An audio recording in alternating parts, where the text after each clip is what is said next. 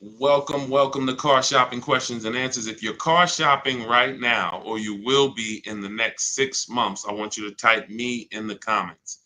If you are car shopping right now, or you will be in the next 6 months, type me in the comments. I'm here to talk to the people who are locked in, who care about their money for the next 30, 45 minutes about buying and leasing cars below market value. There's only three prices you can pay with any car. Market value, that's the price everyone pays. Negotiators pay market value. Above market value is people who just don't know how to negotiate at all, have no strategy. They're going to pay above market value.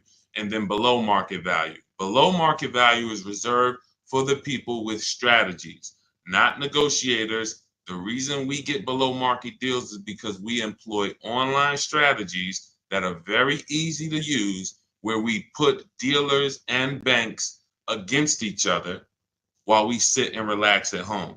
So start typing your questions. I do these live streams a couple days throughout the week to make sure you have all the answers you need to be able to buy, lease, and sell cars for the maximum money.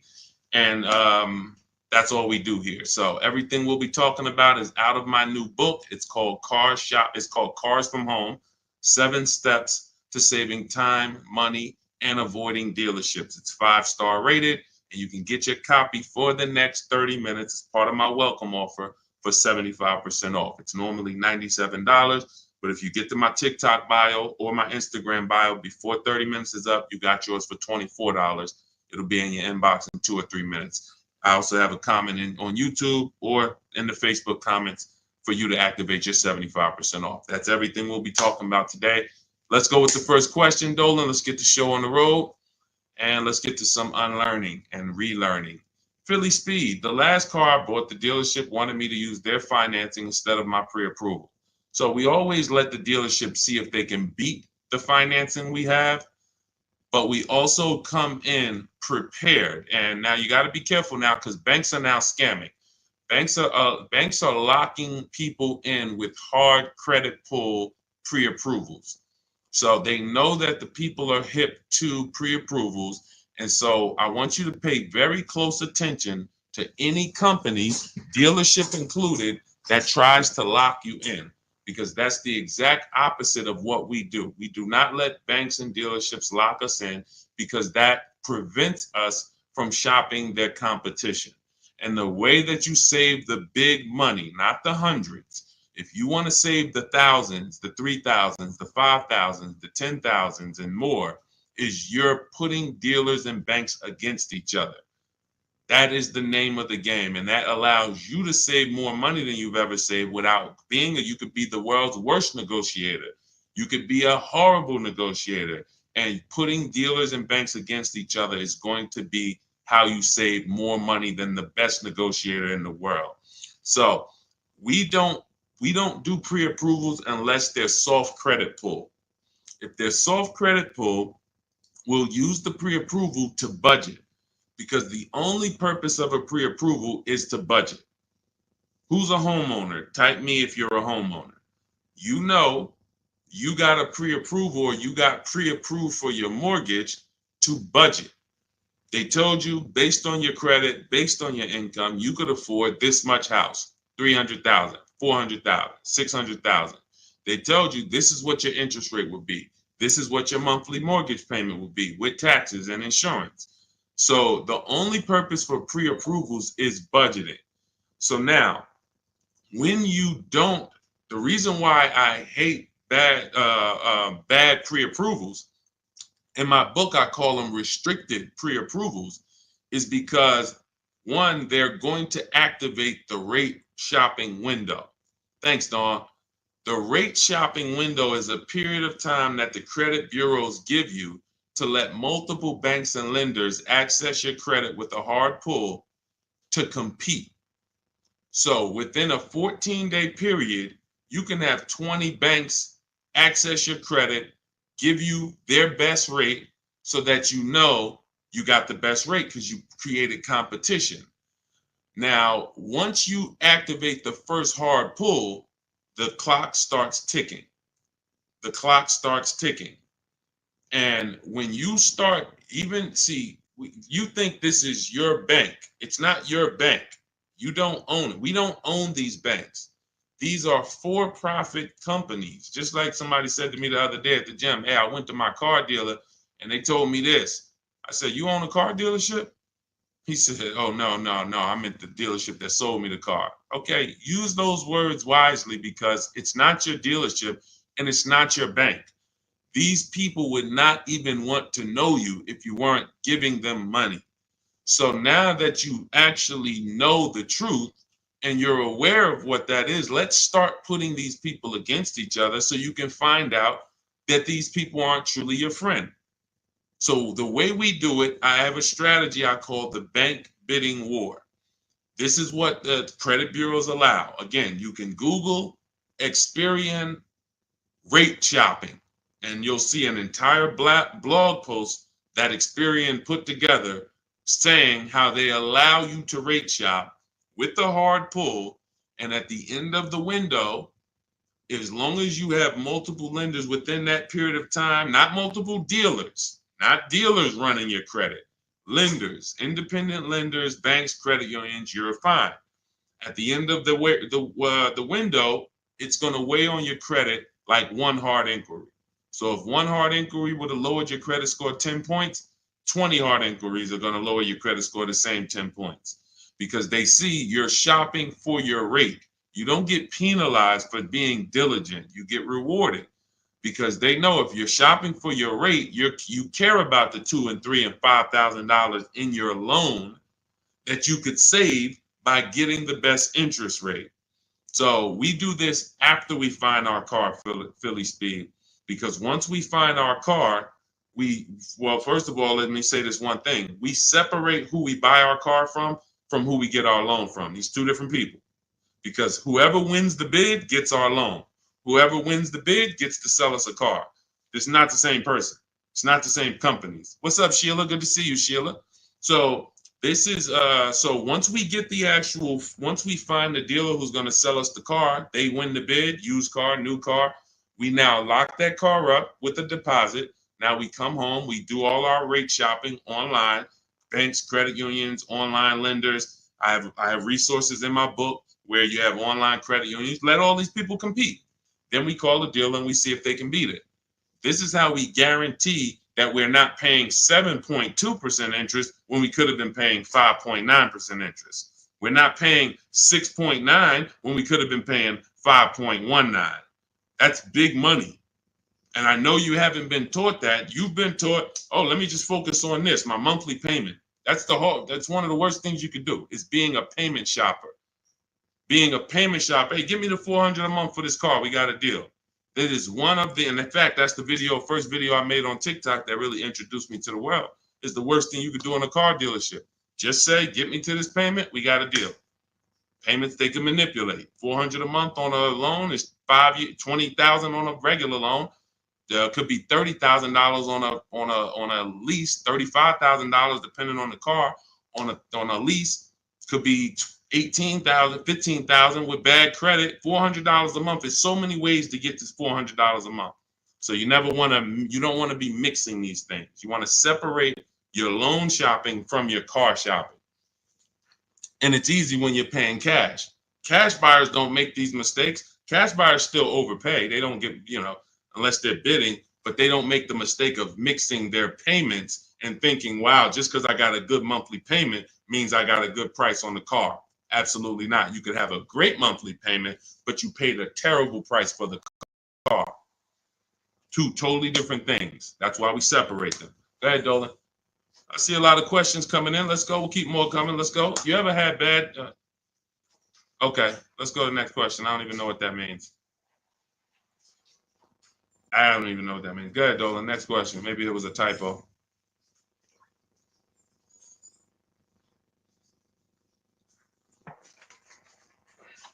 Can you please let us know if there's any limits for gap insurance if I'm upside down? It depends on on the coverage. You need to find out the coverage. There are gap insurance policies that I've heard of that didn't cover the entire shortfall. So, for example, if your vehicle is worth $25,000, but you owe $30,000, you're upside down. If your vehicle gets stolen and not found or totaled, you're going to owe money. And I've seen this happen so many times throughout the years because people didn't get gap insurance. They'll literally total their car. And then so now you got a horrible life event that happened. You got into a car accident, and then you get a bill. You get a bill, and people are like, wow, where did I get this bill from? And it's like, your car was only worth 25, but your loan was 30. So if you're driving around in a car that does not have, that's not worth what you owe, but you don't have gap insurance, you're exposed. Something happens to that car, not only are you going to lose the car, you got a bill coming to you. So what I always say is, you got to know when you're upside down. You got to know when to get gap insurance. And you also have to know you don't have to buy it from the dealership. You can call your insurance company, see if they sell it. You can Google insurance companies that sell gap. Usually you can find it for a cheaper price than what the dealership is going to charge. But some of the worst, it's insult to injury. It's not many things like losing your car and then getting a bill on top of that. That's almost as bad as like having a car that's breaking down and then you got to fix something on it, but you still have a car payment. So the car doesn't drive, transmission's out, but you still got to make a payment every month. It's like, those are two of the toughest things. So know when you need gap insurance. Don't skip that. That's not a smart decision at all. But then check the coverage too, because he's asking about coverage. Check how much coverage. Do you have $15,000 of coverage? When you get your gap insurance policy, ask how much is covered if, God forbid, the vehicle is totaled. Go ahead, Dolan. All right. Hey, what's up, MT? I'm in the market to lease my first Mercedes. I'm looking for an S580E. Make sure you get multiple offers. So let me give you an example of somebody who shops for a luxury car, gets multiple offers, and this was an electric BMW. Where's Teddy's deal? Teddy got a $73,000 BMW i4 M50. He got it for, he said he got 10 offers. Now, we use a process in my book, it's called the 25 to 5. When you're getting a new car or a lease, you're reaching out to new car dealerships. And the reason why the strategy is called the 25 to 5, because we're going to get 25, we're going to connect with 25 dealers online. It takes us 20 minutes. Using my email scripts, we're going to get 5 offers. So it's 25 connections, 5 offers, 25 to 5. Now, some people you'll see they've gotten more offers using the strategy. In Teddy's case, he said, I received 10 offers.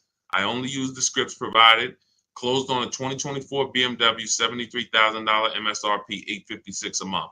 Now, here's what I always say, and Teddy is going to confirm this. When you properly shop multiple offers, you are going to see a wide range.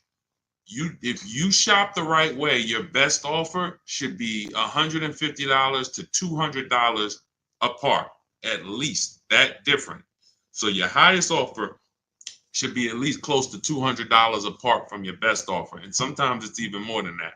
So in Teddy's case, you can see the dealer's initial offer came at $937 using the counter offer calculator, which I have in my book. You get access to this calculator where we put all our offers in, and then it spits out the counter offers based on the best offer we received. He said I counted at $829. He came back at $856. That's where he closed the deal at. So $856, $73,000 vehicle. That's a 1.1% lease. The way you judge your leases is you divide the monthly payment into the total MSRP, and that gives you what the percentage is. So he got a 1.16% lease. But here's what's very important. My highest offer during this process from a different dealer was $1123. $1123, even after his counters. So when I tell you that 80% of dealers are overpriced, had he been inside that dealership that was $1123 trying to negotiate, it would not have mattered how great of a negotiator he was. The $1123 dealer is not coming down to $856 because the $1123 dealer is an 80% dealer. They're not going to sell the car if they can't make a certain amount of money. And that's what the 80% do. They'll discount and say that's the best we can do. They're not lying to you, but it's not the best their competition is willing to do. So if you're in a dealership that's an 80% dealer, this is why I said at the beginning of the stream, negotiators lose all the time. Great negotiators who don't use a bidding system lose all the time. I don't care if you're in sales, you say, Deshaun, I've been in sales, I negotiate for a living. You lose all the time because there's no way for you to know the bottom of a vehicle. You don't know, is the bottom 7,000 off? Is it 3,000 off? Is it 15,000 off? What's the bottom? And the only way for you to know the bottom is to get multiple offers from multiple dealers and see the one who gives you the best offer. That's what confirms what the bottom is. So this is what you do. If you're talking about leasing an S580, this is what you do. You get multiple offers. On an S580 $100,000 car, you should see a $400 swing from your best offer to your worst offer. You might see $1,100 a month, and you might see $1,500 a month from one dealer. That is from a different dealer. That's how different it is. Now, if you want to call around and try to get the quotes yourself by the phone, you can do that. We don't do that. We use email because I believe that most people don't like talking to car dealerships. Believe it or not, there are some people who do, and God bless them. Go ahead, do your thing if that's you. Start calling around. But if you're like, you just want to be able to copy and paste and use emails, that is all in my digital book, Cars from Home, 7 Steps to Saving Time, Money, and Avoiding Dealerships. It's already 5-star rated. Thank you to everybody who's taken the time to write a review about the book. This is one that we got the other day. Marguerite, I started pulling these up. This book is a must if you're thinking of getting a new or used car. So much has changed in the process since I bought my car 40 years ago. Think of it as a workbook. Even though you finish the book, you'll refer back to it several times. This is another one that I snatched. Deshaun Auto book, Leave Nothing to Chance, from A to Z. He covers every aspect of car research, acquisition. I use the step-by-step approach from securing financing first to better understanding what I could realistically afford. Researched several vehicles, which led to the certified pre-owned. I reviewed my car specs, model years. See, what he's doing is he's walking you through the process I walked him through. That's what it is.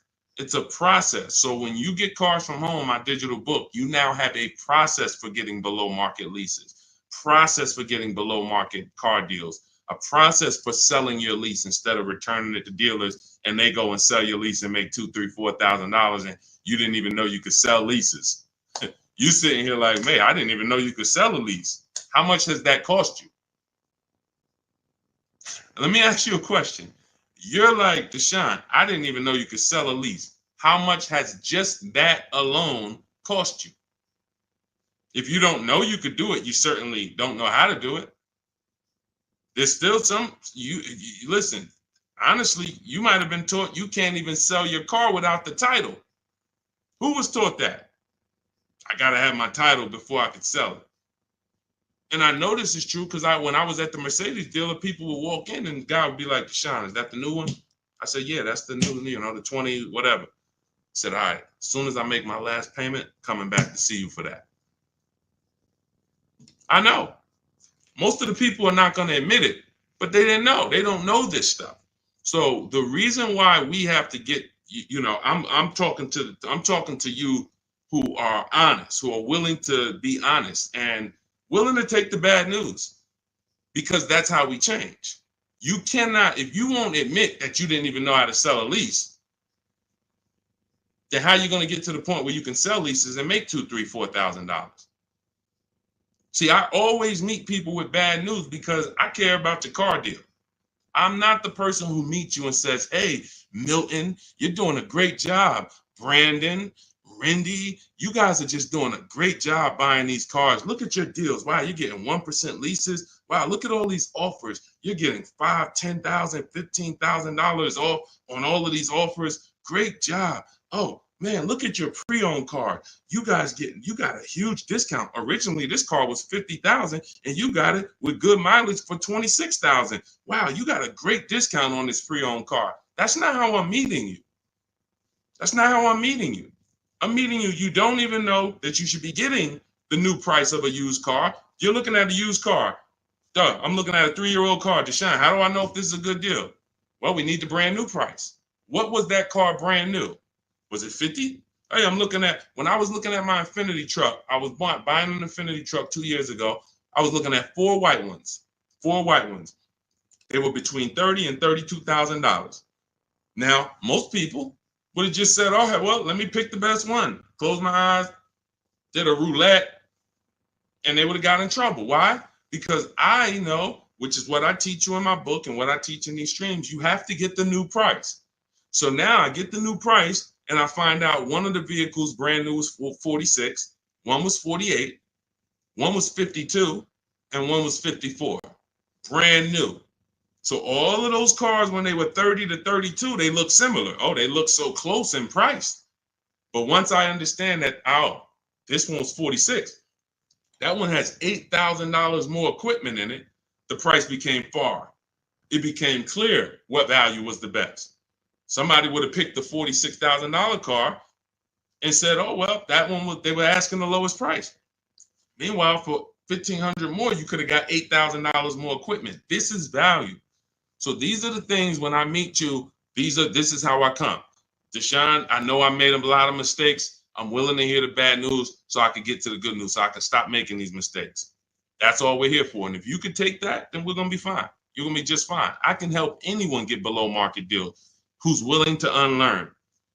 That's it. If you're willing to unlearn, you're good all day. Okay, so that's what you do, MT. Get bids, multiple bids. You need to get at least 5 bids for that Mercedes before you make a decision. Once you get the 5 bids, you'll have a clear winner. That's who you do business with. Go ahead, Dolan.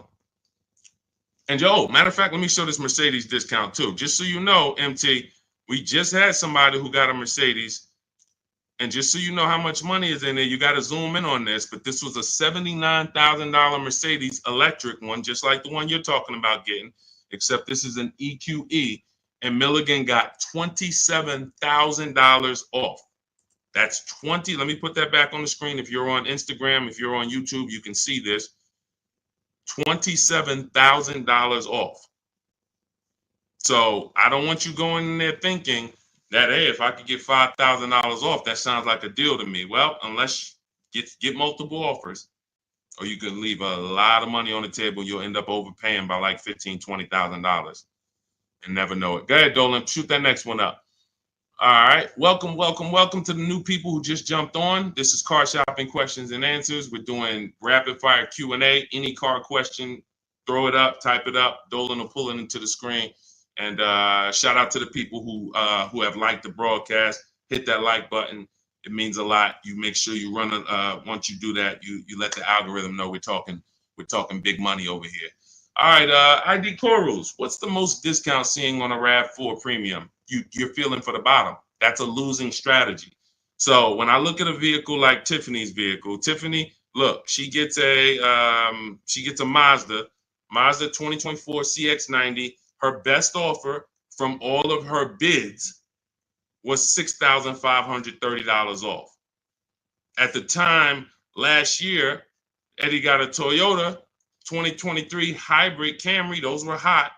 His best offer at the time was $2,086 under MSRP. That was a time when people were still charging over MSRP for some of these hybrids and some of these Camrys. So you don't know what your offer is going to be. I wish I could tell you that, hey, a Jeep Grand Cherokee, if you get $7,000 off, that's the bottom. A BMW X5, if you get $6,000 off, that's the bottom. No one knows. And frankly, there's never going to be a way to know. The only way that you possibly could know is if you're in our network and you see people who make a deal. I'll give you an example. If I see Ansley picks up his QX, his Infiniti QX 60. I see Ansley. Let's see. He picks up his Infiniti QX 60, $58,000 vehicle. He gets it for $554, no money down. He leased it. $554, no money down on his lease. That's a under 1% lease. If you're not aware of how leases are judged, Savvy people all know about the 1% rule. So if your lease payment is 1% or less than the MSRP, you stole a vehicle. So this is a 1% lease, no money down. That's the only way we can judge a 1% lease, not with money down. So when I look at the discount on this, he probably got $7,000-8,000 off that Infiniti. He might have got you can't get that type of payment without getting huge amounts off and huge rebates. But he did not know that he was going to get that type of payment on his Infiniti. He did not know that he was going to get that type of payment. He went in, he shopped the market using our strategies. And just so you know, once you know how to do this, it only takes you 90 minutes to shop the market. When you see these people, look at Ansley's last sentence. Started the process Saturday, accepted a deal Monday. This doesn't take you, I'm not ever going to spend more than 2 hours car shopping to get a deal. Never. 90 minutes tops, I'm going to get a below market deal on anything. So when you look at the process of using a computer, this is what they're made for. See, the problem is you're just not using computers. You're not using the internet. You use the internet for Amazon, don't you? Don't you use the internet to shop competitively from Amazon, to go on websites when you need to buy something big? You're going to the internet. But when you need to buy something like a car, you're going to the dealership, not the internet. When every dealership in America has a website that you could be reaching out to them and making them compete. But no one knows what the below market deal is going to be, Cora. It's just ID corals. There's no way to know. We have people who, you saw Milligan, her below market deal was $27,000. It depends on the vehicle. That was an electric Mercedes. Sean's below market deal on a F-150 Lightning that he got was $20,000 off. Where's his deal? Look, Kimberly, she got a Maserati. That particular Maserati, the below market deal was $20,000 off. But as I said, Sean, $20,000 off. But Tiffany was $6,500 off. So when you see on the Mazda, so it's different for every vehicle. You have to understand that. And there's no way for you guys to know that.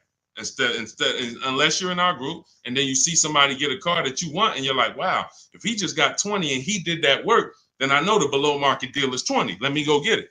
But you still got to send your offers out. But there's no way to know. And when you try to guess, you get in trouble. That's what negotiators do. That's what negotiators do. They'd be like, all right, I feel like I got 7,000 off this. I think I did good. What if you could have got 12? What if you could have got 17? You're not doing good. All right, go ahead, Dolan. Absolutely applies to used cars. Our system in my book, somebody said, does this apply to used cars? Our system in my book is below market used cars, below market leases, and below market new car purchases. We also have the bank bidding war where we make banks and credit unions bid for our business instead of going and begging one bank to give us a loan. So we also sell leases and sell. So we run pretty much an organized bidding system for car buying and leasing. That's what we do. In a nutshell, what separates Cars from Home from any other channel? What separates my teachings from anyone else? We have an organized system for making people bid for our business. We send them through a round robin. That's how we have grandmothers who save more money than the best negotiator. It's just that simple. Rosalie. Rosalie's deal is insane. Look at Rosalie. And I wish some of you, I know some of you have these cars. That's the reason I show all of these different cars, because you might have these cars and you didn't get these prices. So that should be a wake-up call. When I show all these cars, Jeep Grand Cherokees, QX50s, Mazda CX90s, some of you have these vehicles. And you can look at your deal, look at your paperwork, look at your selling price. Look, do you see any rebates included? Look at your price and be like, you'll see, man, I didn't get these prices. She got a 2024 Infiniti QX60, $59,000 vehicle. Look, her payment is $592 a month. It's a $59,000 vehicle. Some of you lease this vehicle, you put down $5,000 and your payment's $500 a month. She put down nothing. So this is below market. I told you at the beginning of the stream, it's 3 prices that you can pay for any car. 3 prices. Market value, that's what negotiators pay.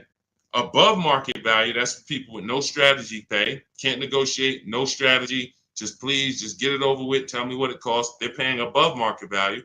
And then below market value. Below market value is reserved for the people who know how to make people bid and compete for their business. Okay. All right, go ahead. Every time you get a hard pull on your credit, it brings down your credit score. That's why you want to mix them with, you want to have, all right. So first of all, you want to understand that this is called the bank bidding war. And this is an organized process that we created based on what the credit bureaus allow.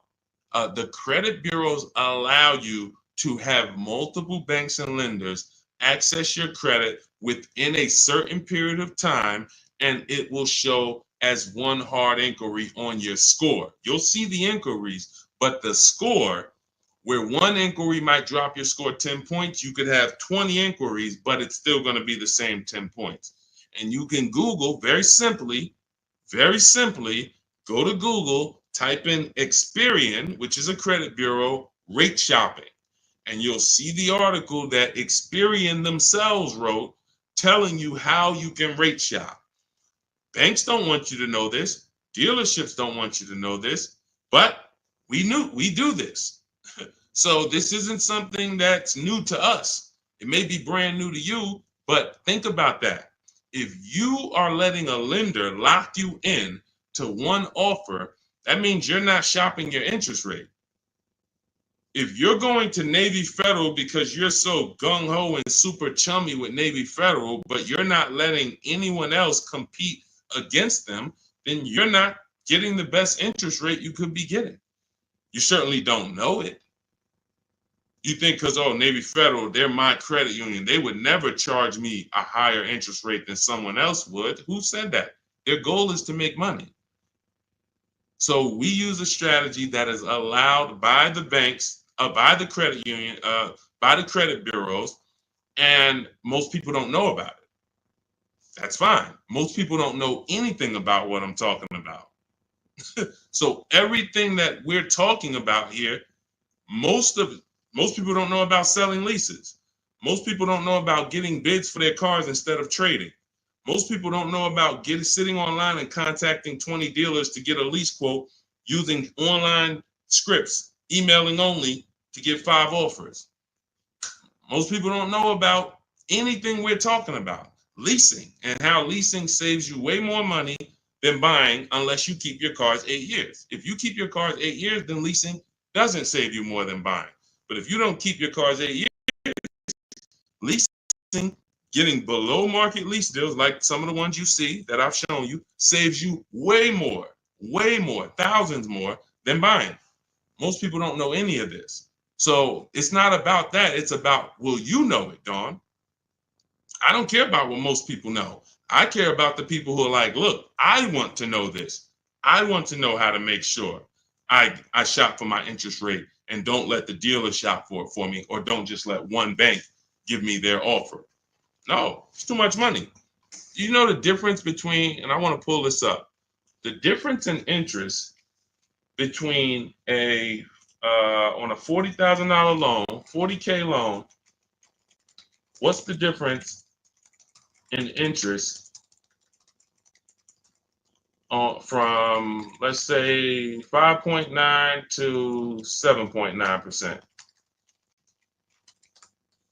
Because we're so busy talking about the money on the car, but we totally overlook the money in the loan. And we don't.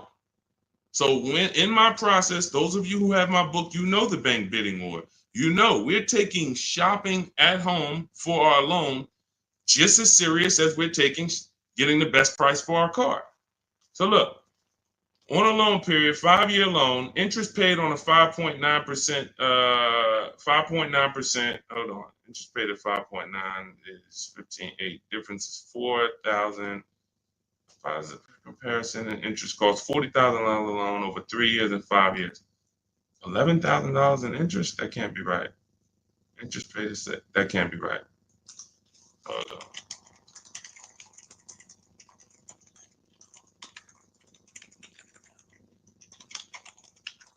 $7.9%. How much interest is paid on a 5-year loan? 7.9%. Could be over $15,000. That's impossible. 7.9 is that's impossible. Hold on. Now I gotta figure this out. I know it's a big difference. I know it's thousands different, but on a $40,000 loan, hold on. Wow.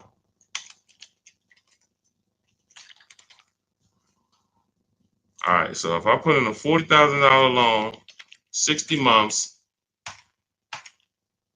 7.9% interest, 0 down payment. Forget about sales tax. Let's see, calculate. All right. Principal, interest. Why is it not giving me? Here we go. Total loan interest is $8,500.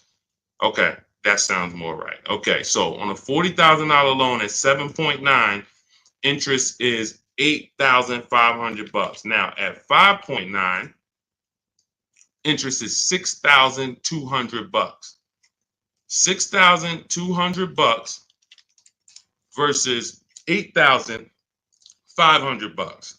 That is $2,300. $2,300 from 7.9 to 5.9. So when Navy Federal gives you a 7.9% rate and you're just like, oh, well, I guess I'll just take it. That's my credit union. And you're not shopping them.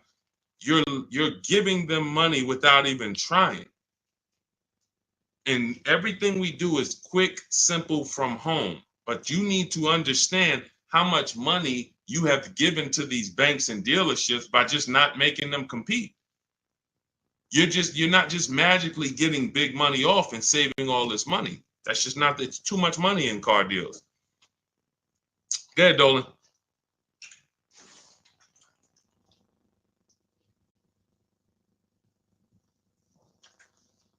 See, I see a lot in a lot of these questions. What I'm seeing is people trying to feel for the bottom.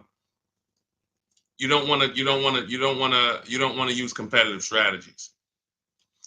You're not going to get there that way. Michelle, what's a good APR on a 2014 car? First of all, a 10-year-old car, you shouldn't have a loan. In my book, I teach something called the rule of 72 and the 10th birthday. 72 months is the longest loan you want to take on a car. Anything longer than that is like a 50-year mortgage. If you got to take a 50-year mortgage to afford a house, you can't afford the house. So why is the 10th birthday there? Well, that's because we should have the car paid off by the 10th birthday. In true affordability, you can do this. If you can truly afford a car, you can do this. You can get a car on a 6-year loan that has a payment that you can pay off by the time the car turns 10. You know who can do this? People who are buying cars they can't afford. People who want to get the Dodge Hellcat or the Dodge Demon and they can't afford the $70,000. So they're going to get one that's a 2017 with 90,000 miles on it, and they're going to pay $15,000 for it, $15,000. But the car is crap. Car's crap, $18,000, $20,000, but it's crap. Cars hasn't been taken care of, and they're going to take out a 6-year loan on it. So they're going to take out a 6-year loan on a car that is already old with high mileage. I've seen this. I call this the repo recipe. Some of you may have seen the video that I made on the repo recipe. The repo recipe created the rule of 72 on the 10th birthday, where I started looking and saying, by far, the amount of people I see losing cars to repossessions are people with loans on older cars. They own loans on older cars that instead of getting a nice, smaller, maybe less socially impressive used car, they want to get something that looks better, has more amenities to them, as more in a class of luxury, all right, Sean, I could get this 2015 BMW. It's it has 90,000 miles on it. They only asking 14 grand. It's a horrible decision unless you can pay cash, because all you're doing is investing in a car for 5-6 years with payments that is already due for repairs. At 10 years old, the car you're asking about, Michelle, is already due for repairs. This is the age of the car. This is the age of the life cycle of the car where repairs should be normal. 10 years old, the car should be paid off. And every 2 years, you go to your mechanic. Hey, what does it need? They say, okay, hey, you got to put 1,000 into it. You got to put 800 into it. No problem. Here you go. Let me keep my car running. That's the age of repairs. But when you're starting a fresh loan on a car that is in the age of repairs, this is what I call the setup for the repo recipe, because you're going to now get this payment, $400 a month, $300 a month, $500 a month, whatever it is, and you now have a surprise. Hey, car's breaking down. Hey, what's this light flashing on my dashboard? Hey, what's this going on? What's this sound I'm hearing in the back? That's because you bought a car that is in the age of repair and you just bought it like it wasn't. See, if you drop cash on it, 15 grand, I don't got no problem with that. Because now you're going to say, all right, Deshaun, I bought an older car, paid it off, but I'm going to put some money to the side just in case things go wrong. Perfect. But when you're making your car payment and you're paying your insurance and you're putting gas in the car and you have to do an oil change, and then something breaks and it costs you $2,000, you're gonna see the repo recipe, because you're gonna be like, wow. And God forbid something major happens, like the transmission goes, or a head gasket goes, or the engine goes. Oh, forget it. Now you're sitting there with a $400 payment on a 10-year-old car that literally you still owe $16,000 on, and it doesn't even drive. You need an engine. Happens all the time. I've been seeing it happen since 2006 when I got in the car business. And what's the reason? Older cars, long loans. Let's get these older cars, instead of being frugal and saying, all right, I could afford $300 a month. Let me go get an inexpensive, smaller used car that I can get something that's 5 or 6 years old, where it'll take care of me. It's not going to have all the bells and whistles because I don't have the budget for that, but it is going to be dependable. It is going to get me from point A to point B. It will allow me, it won't surprise me. I'm not going to come out one day to go to work and the car is broken down on me. Now I'm calling out of work and I got to call a tow truck and all of this stuff you're going to have with this 2014.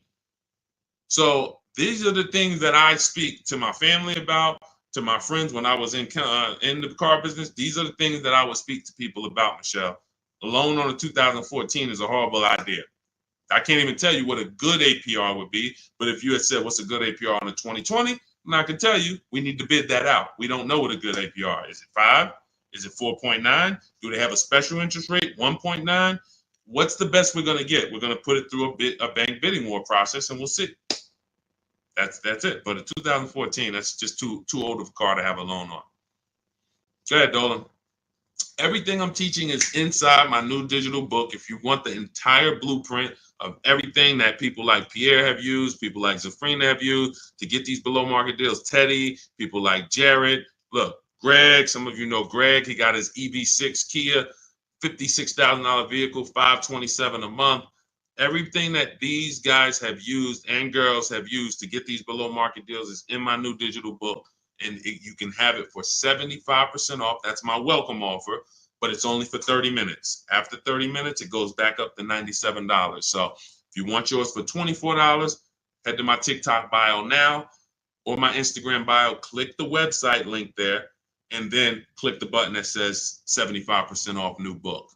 Get there before the timer so you can get your $24 book instead of a $97 book, even though it's worth it at $97. And if you're on YouTube, I have a comment for you, a link for you in the chat, and then I have a link for you guys on Facebook. But that's for those who want the blueprint. It'll be there. And make sure when you get your book, you screenshot the thank you page, because it has my support team's email on there, just in case you type your email wrong. Want to make sure you can reach out to support to get your book. Go ahead, Dolan. Does your book go into detail about cash purchases? Cash is simple. It's just simple. You're using one step of the bidding process. If you don't have a car to replace, then you're using one step. If you have a car to replace, then you still be doing the equity assessment to sell your old car. You just wouldn't need the bank bidding war because you're not financing. But for sure, if you use you'd be using the same process that Milligan used. Milligan used to save $27,000 off her car. Pierre, he got his pre-owned Mazda. He got 20% off certified pre-owned CX-5. Used the perfect budget calculator. Spotted this best deal of similar listings, and then he knows how to get the original price to make sure that he got the biggest discount from the new version. Somebody like Vincent. Vincent gets a Lincoln. He wanted to get, what I like about Vincent is he got more discount than he went in to get. I can't even see all of these people. Here we go. Vincent, he said, I bought a 3-year-old Lincoln Corsair, under 45,000 miles. He targeted to get 30 to 35% off original MSRP using the multiple marketplace strategy in my book. He got a 43% off MSRP, original MSRP. See, that original MSRP, that's different language. That's language that you should be using when you buy a pre-owned car. There's no pre-owned car that you should be buying from this day forward, and the original MSRP is not in your language. It just makes no sense. How do you know what the price is if the price you're paying is good or not? What are you basing it off of? Market value? What the other ones are listed at all? That doesn't matter. What matters is how much was that car originally? 60,000? Okay, now they're offering it for 30. It's 50% off. How much was this car originally? 52? Now they're offering it for 30. Okay, what's the better discount? That's what matters with a used car when it comes to getting the best price. Now, that has nothing to do with getting a quality car. We have different steps we take to get a quality car. You have to check the Carfax. You have to look at the title. We don't want salvage title. We don't want frame damage. We don't want rebuilt titles. We don't want rentals. So you're checking the title. We're looking at accident history. We're looking at service records. We're checking to make sure that there's no bad data on that vehicle. It doesn't have electric problems, doesn't have software problems. We do all of this in literally 15 minutes. That's our steps for making sure we don't get a bad used car. But when it comes to pricing, you must know the original MSRP, or you can't, nothing else matters when it comes to used car pricing. So that's all in my new book. Grab your copy. You'll have the entire blueprint for how we do this. Go ahead, Dolan.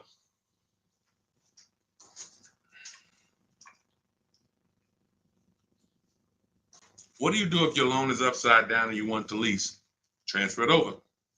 In my book, we have 2 ways to get out of a negative equity. There's 3 options with negative equity. 2 lead to a car, 1 does not. So just so you understand the severity of negative equity I call the bad credit for people with good credit. Because when I was at the dealership, people walk into Mercedes, and if they left with they could have an 800 score. If they had too much negative equity, they were not leaving with the car. So there's only 2 things that I've witnessed in my career that stop people from getting deals on cars. Credit's too bad, negative equity. So that means it's a serious thing. So what I say is understand the cause. The cause, which you seem to know already, Lavis, is you should be leasing, but you buy. That's why Lavis is asking about going from a negative equity deal to a lease, because the taking out 5-year, 6-year loans is what you do. Then you go and you replace those cars in 2 or 3 or 4 years. You have negative equity.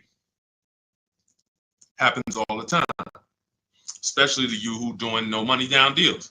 And to those of you who are putting down like 5, 10 grand, you don't have any negative equity, but you're losing that money. You're not getting that money back. You put down 5 grand, 10 grand on a car, then you come to trade it in 5 years, and you come to trade it in 3 years. You're not getting that 5, 10 grand back. You don't because it's just the car depreciates too much. So you're just throwing money at these cars that is not coming back to you. When you are going for a lease now, we have 2 ways that you're going to transfer to a lease from a negative equity deal. We're going to do our equity assessment. You're going to go to CarMax, go on these websites, CarMax, Driveway, Carvana, KBB, Instant Cash Offer, Car Gurus, and AutoNation. Sell my car. 6 offers. So they're going to give you 6 offers on your current car. Now, that is going to be the smallest amount of negative equity that you're going to have, because that's the best offers you're going to get. These are companies that fight every day to buy cars. That's what they do. So they're not lowballing. They're not saying, hey, we'll throw out one number here and then we'll negotiate. Hey, Charlene, good to see you. Good to see you, Michael Singleton. They're not doing that. They're coming in and saying, all right, we're going to put our best offer online. And then when we inspect the car, if there was something that you didn't tell us about the car, if there was something that you left out, we're going to need to deduct that when we inspect it.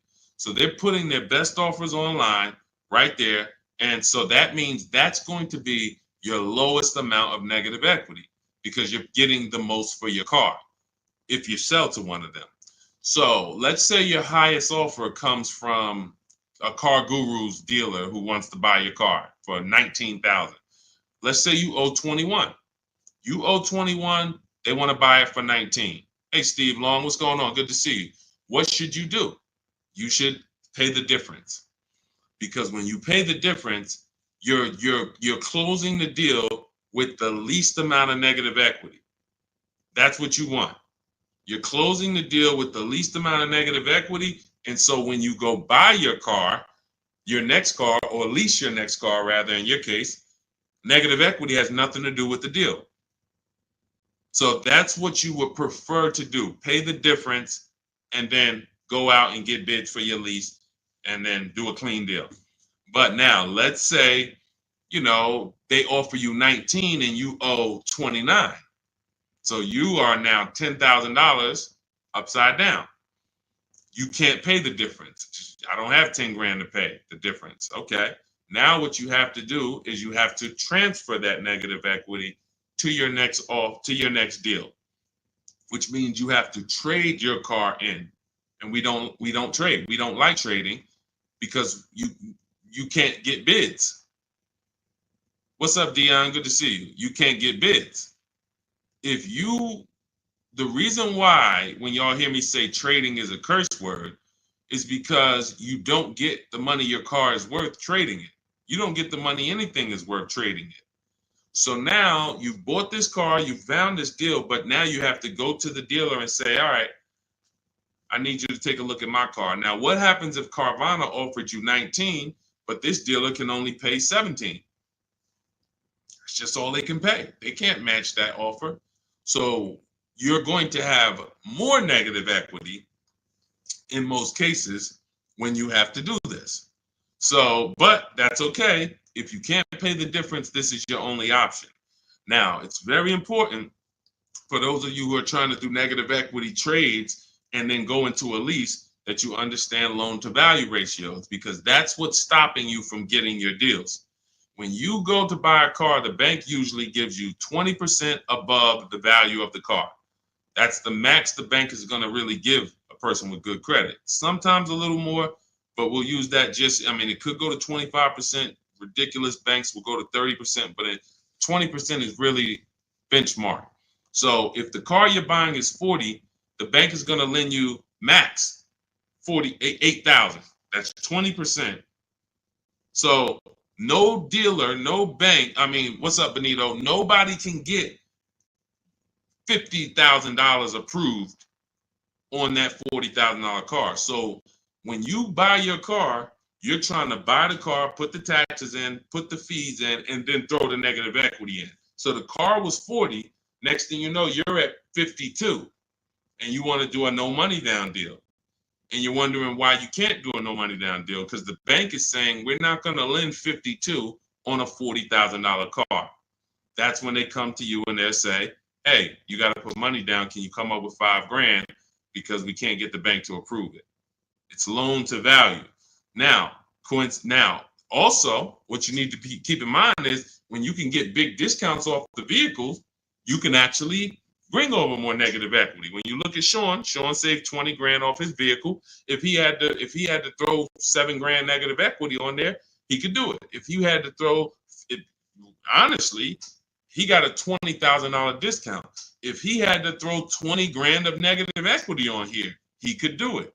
Payment's going to be high, but he could do it. It wouldn't affect the loan to value ratios because he got a huge discount off the vehicle.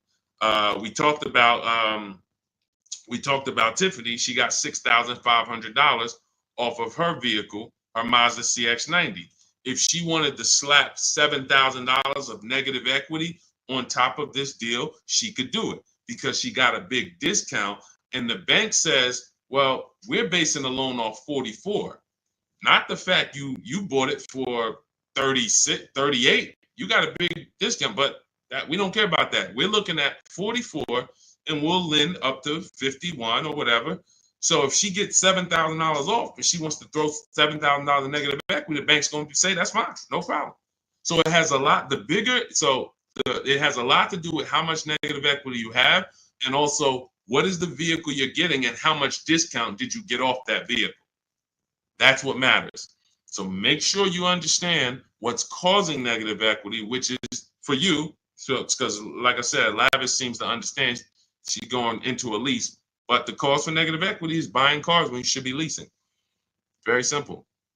Yeah, Bella, that's a $7,500 rebate, and that's not the only thing you should be thinking about. Like you want to look at what discount can you get in addition to the $7,500 rebate. That's how we have people that are saving, $15,000, $10,000, $20,000. They're getting the rebates for the electric vehicles, but they're also getting huge discounts from the dealers that are winning the bid. Go ahead, Dolan, shoot the next one out. Okay, all of this is in my new digital book. It's called Cars from Home, 7 Steps to Saving Time, Money, and Avoiding Dealerships. This is the blueprint. This is 14 years of car business experience with Mercedes, with General Motors, and running my own brokerage and teaching thousands of people online how to get these below market deals and using a system. We don't wing it. It's not an accident. It's not like, oh, I hope this works. This is a particular set of things you do online to make dealers and banks bid, and success is guaranteed. If you trust my process and forget about your old way of no process, you will be fine. The success is guaranteed. So as part of my welcome offer, you can get the book for 75% off. It's normally $97 because it's worth every penny. I didn't want to price the book like it was a regular book because it's not. So it's normally $97, but for 30 minutes, you can get your copy for 75% off as long as you get to my TikTok bio, click the picture of me before 30 minutes is up. The welcome offer is only 30 minutes, then the price goes back up to $97. So you can go to my TikTok bio, go to my Instagram bio, click the website. You can go to the comment section on YouTube or the comment section on Facebook. Click the link and get your 75% off. But make sure when you get your book, you screenshot the thank you page, because it has the link right there to open the book. And then I also email you a copy, but sometimes you'll type your email in incorrectly and we can't email it. So you'll have my support team's email just in case. Is Capital One a good option to finance a car? We get bids. We spent a lot of time. You must have just jumped on, Jen. We get bids. There is no bank that is giving you the lowest rate. If a bank always gave you the lowest rate, they would be out of business. So when we consider what lenders, why do you think there's people in the money business? There are people in the money business. They don't care if you buy a car. I see you, Genome Hamilton. We'll get to you. Get that question from Genome on Facebook, Dolan, next. So why do you think there's people who are in the loan business? They don't sell cars. Banks don't sell cars, they sell money. So when you just see the overpaying, I told you guys, it's 3 prices you can pay for anything you get: market value, above market value, below market value. That means you can get a market value loan. That's the average. You can get an above market value loan, which is above average, 2-3 points higher than what you could have got just because you were lazy. Now you're paying not 8.2%, but you should have been paying 5.7%. But you just didn't bother. You just said, okay, I guess this is it. But below market deals come from competitive offers called bids. So when you are when Capital One should be a bank that you get a bid from. Navy Federal, Bank of America, Community Credit Union, Lightstream, everyone and anyone should be in the bank bidding war, because the more the better. So when you get my book, you get the bank bidding war blueprint. For those, every time you're going to finance a car, you would use that process to make banks and credit unions bid for your business, so that you guarantee you got the lowest rate. You don't drive off hoping you got the lowest rate when you didn't even make anyone shop. How would you have the lowest rate? There was no competition. We cannot get money off when there's no competition. The big money, the thousands of dollars off that you're seeing, is reserved for competition. This is reserved for people who make people compete for their business. That's what the big money is reserved for. Look, 4 days of leasing like a boss. Started with a Kia Telluride EX. That was my first choice. 15,000 mile a year lease, range from 642 to 753. Moved to Honda Pilot EX. All-wheel drive is choice B. Got quotes between 616 and 719 after contacting every dealer in North Carolina. We do this totally online, so Melissa's talking about the entire online process. The dealer I ended up leasing from originally quoted me 719, came down to 616 in 3 days, 0 at signing, 0.13% lease. This is what it's about. Competition. She knows she got the best price. You can't go to her and be like, Melissa, you think you could have did a little better? She's going to be like, look at all the offers I got. Do you think I could have did better? You're going to look and say, no way. See, competition is what gives you the peace of mind. Every time you buy a car, why don't you have peace of mind? Why are you driving away hoping? Driving away, oh man, you think we did all right? Should we have gotten tried to get more for the trade in? We ended up putting 3,000 down. We only wanted to put 1,500 down. This is how you're leaving the dealership. Why? Because you're not making people compete. So when you're not making people compete, you're begging for discounts. And you have no leverage to be able to compare to even know that you got the best price. You have nothing to compare it to. So when people come on the stream and they're like, hey, Deshaun, I'm paying $519 a month for this car. Is that a good deal? You have nothing to compare it to. Hey, I got a 2019 Mazda 3 for $17,000. Is that a good deal? You have nothing to compare it to. But if you had seen 7 Mazda 3s and then the one you got, it was originally, $31,000, but you paid, $17,000 for it. You know this. And this stuff is simple. This isn't building rocket ships. But this is reserved for the people who care about their finances. Everyone doesn't invest. Everyone doesn't save. Everyone doesn't, take financial literacy seriously in any way. But there are opportunities that flash past all of us where we can absolutely benefit from learning things that other people don't know. If you learn how to invest in stocks better than other people, you're going to do better than other people. If you learn how to get cars less than other people, you're going to get less than other people. This is not by accident. But you got to focus. This is your second most expensive purchase. So this is only for the people who are focused. This is for you. The blueprint, everything, my book, anything I do, the streams. The streams aren't for distracted people.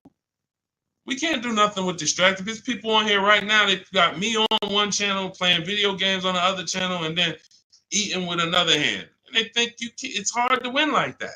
And we're going to talk about a $30,000, $40,000, $50,000 transaction, and you're not even really focused. So I want the people who are focused to understand your success is guaranteed. Just by being locked in, your success is guaranteed. Because we have a process that you can trust that you no longer have to wing this car buying thing. I've been in this thing since 2006. Car buying is very predictable. New cars, used cars, leases. There is nothing a car salesman is going to say or type to me or send to me in an email or send to my people that I haven't seen before. I used to have to send those same emails, copy and paste them. It's so predictable. So once you understand that, you'll understand why we're able to get these deals. All we're doing is putting people against each other. Simplest terms. Simplest terms. But we do have some advanced stuff when it comes to leasing versus buying. Obviously, this is more advanced teaching that people don't understand. But getting the money off, it's competition. Competition. Go ahead, Dolan. Shoot the next one in. Jerome Hamilton, if I get a GM employee discount, can I get a better lease? Who knows if they're going to really give it to you? See, the problem is when you walk in and say, hey, I got a General Motors discount. All right, here, let me work you up these numbers. All right, it's $601 a month with $2,000 down. Oh, that's the GM price? Yep, that's the GM price. How do you know that? How do you know the GM price? How do you know it's not $3,000 in rebates that I'm holding back? How do you know it's not $3,000 in rebates and I'm only giving you $1,000 of it? Here, hey, I also, we have $1,000 rebate I also put in there for you. Oh, yeah, you did? With the GM pricing? Yep. You don't know. You don't know. So no matter whether we get X plan, GM deal, Mercedes fleet, does not matter, multiple offers. Because when you get multiple offers, what you're going to see is that some people are not going to give you the GM discount. And some people are not going to give you the rebates. They're just not going to do it. It's in their DNA. An 80% dealer is going to try to make everything they can make. I'm not giving this guy the $2,000 rebate. Wow, come on, I'll sell his car to somebody else. So now you're going to deal with an 80% dealer and hope you can get a deal. No. Once you see the 20% that says, here's your GM discount, and here's a $3,000 rebate, and here's the price. And then you compare it to the others, you're going to see, oh, those guys were trying to get over on me. Of course, that's what they do. That's what they do. 100%. Go ahead, Dolan. We always get bids. Doesn't matter. You can't trust anybody to give you a price and give you all the rebates and give you the hidden money like they're your friend. That's just not going to happen. If they rather make the $5,000 themselves, why am I volunteering money that you're not even asking for? You came in and you asked for a GM discount. I'm giving that to you, maybe. But you didn't ask me about these rebates. You didn't ask me about, I don't need to volunteer this. This is how they look at it. So many times you get in there, you go, oh, give me the invoice price. Can you give me the invoice price? We got a deal. Man, if half these people that I've shown you on this stream had accepted invoice price, they'd be looking at these prices that they paid and saying, why the heck did I pay that price? Invoice price means nothing. What if you got a $7,000 rebate, $15,000 rebate on some of these vehicles? What if you got a $4,000 rebate? Invoice price has nothing to do with rebates. So now, all right, I'll take off $2,500 to get you the invoice, but what about, that's it? You happy with that? Yeah, that's all I want. My mother, father told me get the invoice price and I got a good deal. All right, your father was sadly misinformed. Unfortunately, thank you. I'm gonna take a vacation on this commission that we just made $7,000 on you. My cut is probably $1,200. I got a nice pay. Thank you. Thanks to your dad too. He's a good guy. Good guy. Keep following his advice. This is how it goes. Unfortunately, these people are not your friends. And as a former car salesman, I keep it straight. I keep it straight because unfortunately, most people on here, you just I'm going to my car dealer. These people are not your friends. You invite Charlie over to barbecues. Charlie is my friend. He's been selling me cars for 20 years. Sold my dad cars. Once you start making him compete, next time you buy a car, lease a car, say, hey, Charlie, look, I'm going to get a number from you, but I'm also going to get numbers from a couple other dealers. Hey, what you mean? Watch Charlie get mad. Watch Charlie get mad. What you mean? What, you don't trust me? I've been doing business with you for 20, 30 years. Yeah, but I want you to actually, I just want to, this guy Deshaun told me I need to shop around, always make sure, because it's a lot of money I could be leaving on the table. Oh, man, come on, man. See, that's a person that never wanted to compete. He would rather come to your barbecues, be friends with you so that you don't make them compete. Because the minute you start making dealers compete, you're going to see how much money you've been losing. That's the only way. It's the only way. You start making these dealers compete, you're going to see, dang, I've been overpaying. Some people right now getting phone calls right now. Hey, come on in. We're going to upgrade your lease. Good news. We're going to keep your payment around the same price. Who's getting these phone calls? Who's getting these phone calls? Good news. I can get you out of your lease right now and get you into a new lease about the same payment. Who's getting those phone calls? Who's getting those phone calls? I ain't been on since 5 a.m., KD. Chill out, bro. Chill out. Who's getting those phone calls? Right? Hey, come on in. I could get good news. I could get you in the brand new 2025. You don't even have to you don't even have to put no money down. Come on in, right? All of that, right? Everybody's getting those calls. Why? Because 2022 and 2021, they overcharged you and your payment is so high, even though deals are a whole lot better. They were better back then, but they put you in a high deal back then. Now what they're trying to do is keep you in that high deal, hoping you're used to it. And they want you to think that's normal. They want you to think, hey, Mr. Hayes, yes, you've been paying $750 a month since 2022. Good news. The market is all bad. The market's bad, right? Oh, yeah, I'm hearing that. Thank you. Thank you. I'm glad you're aware. Now, see, you say stuff, you don't even realize you say stuff that helps them make more money. That's why we don't talk in my system. There's no talking.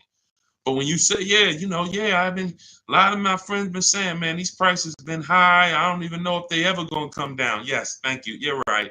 You're so right. We say the same thing in here every day, Mr. Hayes. But the good news is this. I can actually get you in a new vehicle and keep your payment around the same price as your old 2022. Oh, yeah, you can do that? Yeah. Man, well, I really like to come down. Yeah, but listen, things have not, interest rates are high, right? Have you been following interest rates? Yeah, I have been seeing that they're high and they've been high for a minute. Yeah, so that's all affecting the prices we can offer now. But, normally your price will go up by about $120. Normally you go into the 2025, but, I see you bought a car in the past and I was able to pull some strings, work with my manager, and we can get you on a new one, keep your price around the same. Okay, all right. When can I see it? Come on down. When can it come down? That price should be dropping from $750 to like $520 because the market is entirely different. There's been great deals out here since the daggone pandemic. It's been great deals. During the pandemic, we helped Bonita. Bonita got her Telluride. She got it for $600 a month during the pandemic. That's why I always show her deals. $600 a month. People are leasing these for $800 a month, $900 a month during the pandemic. This was 2022 when people were leaving out of the dealerships with axes in their heads. Couldn't believe how high they were paying. She believed $600 a month, her dream vehicle. So these deals have been out here. Look, Greg made this deal. Look, we've been making deals, below market deals. Look at Danielle. $44,000 vehicle, $550 a month, no money down. Charles, Palisade, $48,000 vehicle, $597 a month. Hyundai Palisade, top 5 SUVs in the market the last 3 years. So the people who tell you there's no deals, they don't know how to get them. So yes, when you go into, when you don't have strategy, I told y'all, I've said it, I think 3 times, maybe 4 on this stream.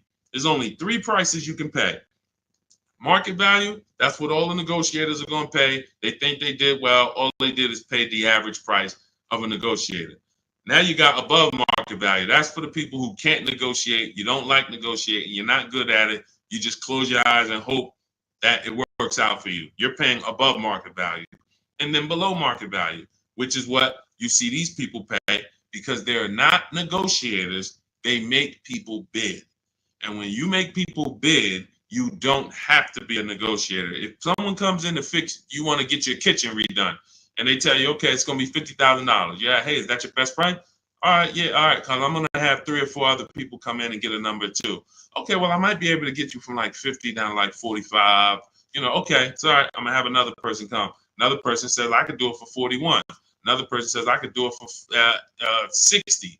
Okay, another person, I could do it for 42.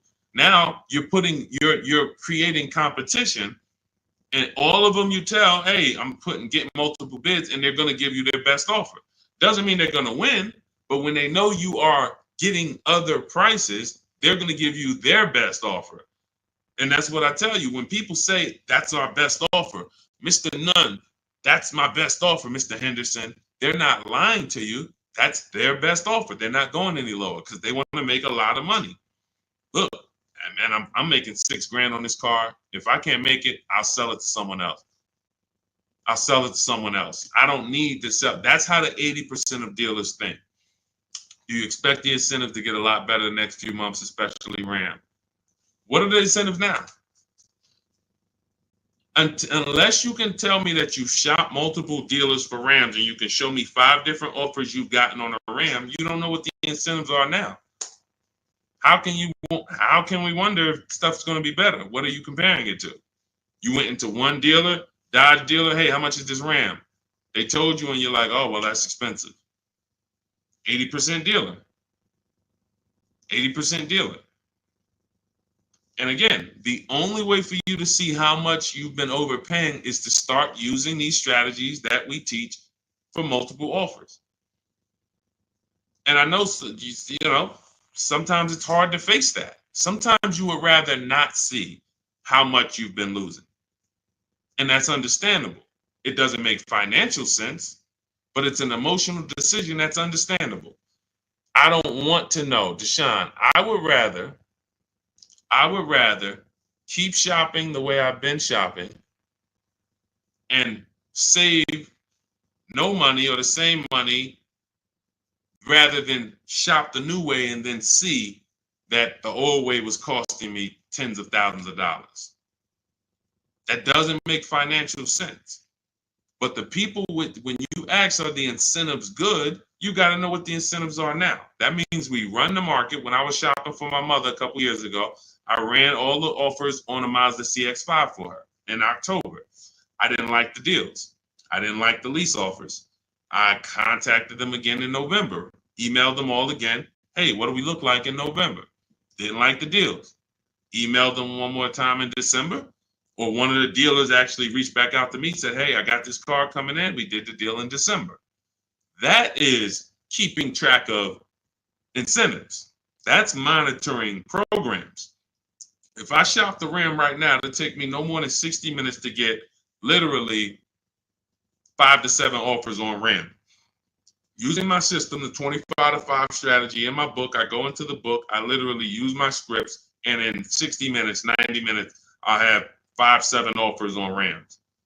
That's just how it works. So now I'm able to look and see, all right, what type of discounts are they offering? What are the incentives? What are the programs? Do I like them? Do I not? All right, let me check back let me check back next month. Let me see if there's any new incentives. So that's the way it works. That's the way you move the market.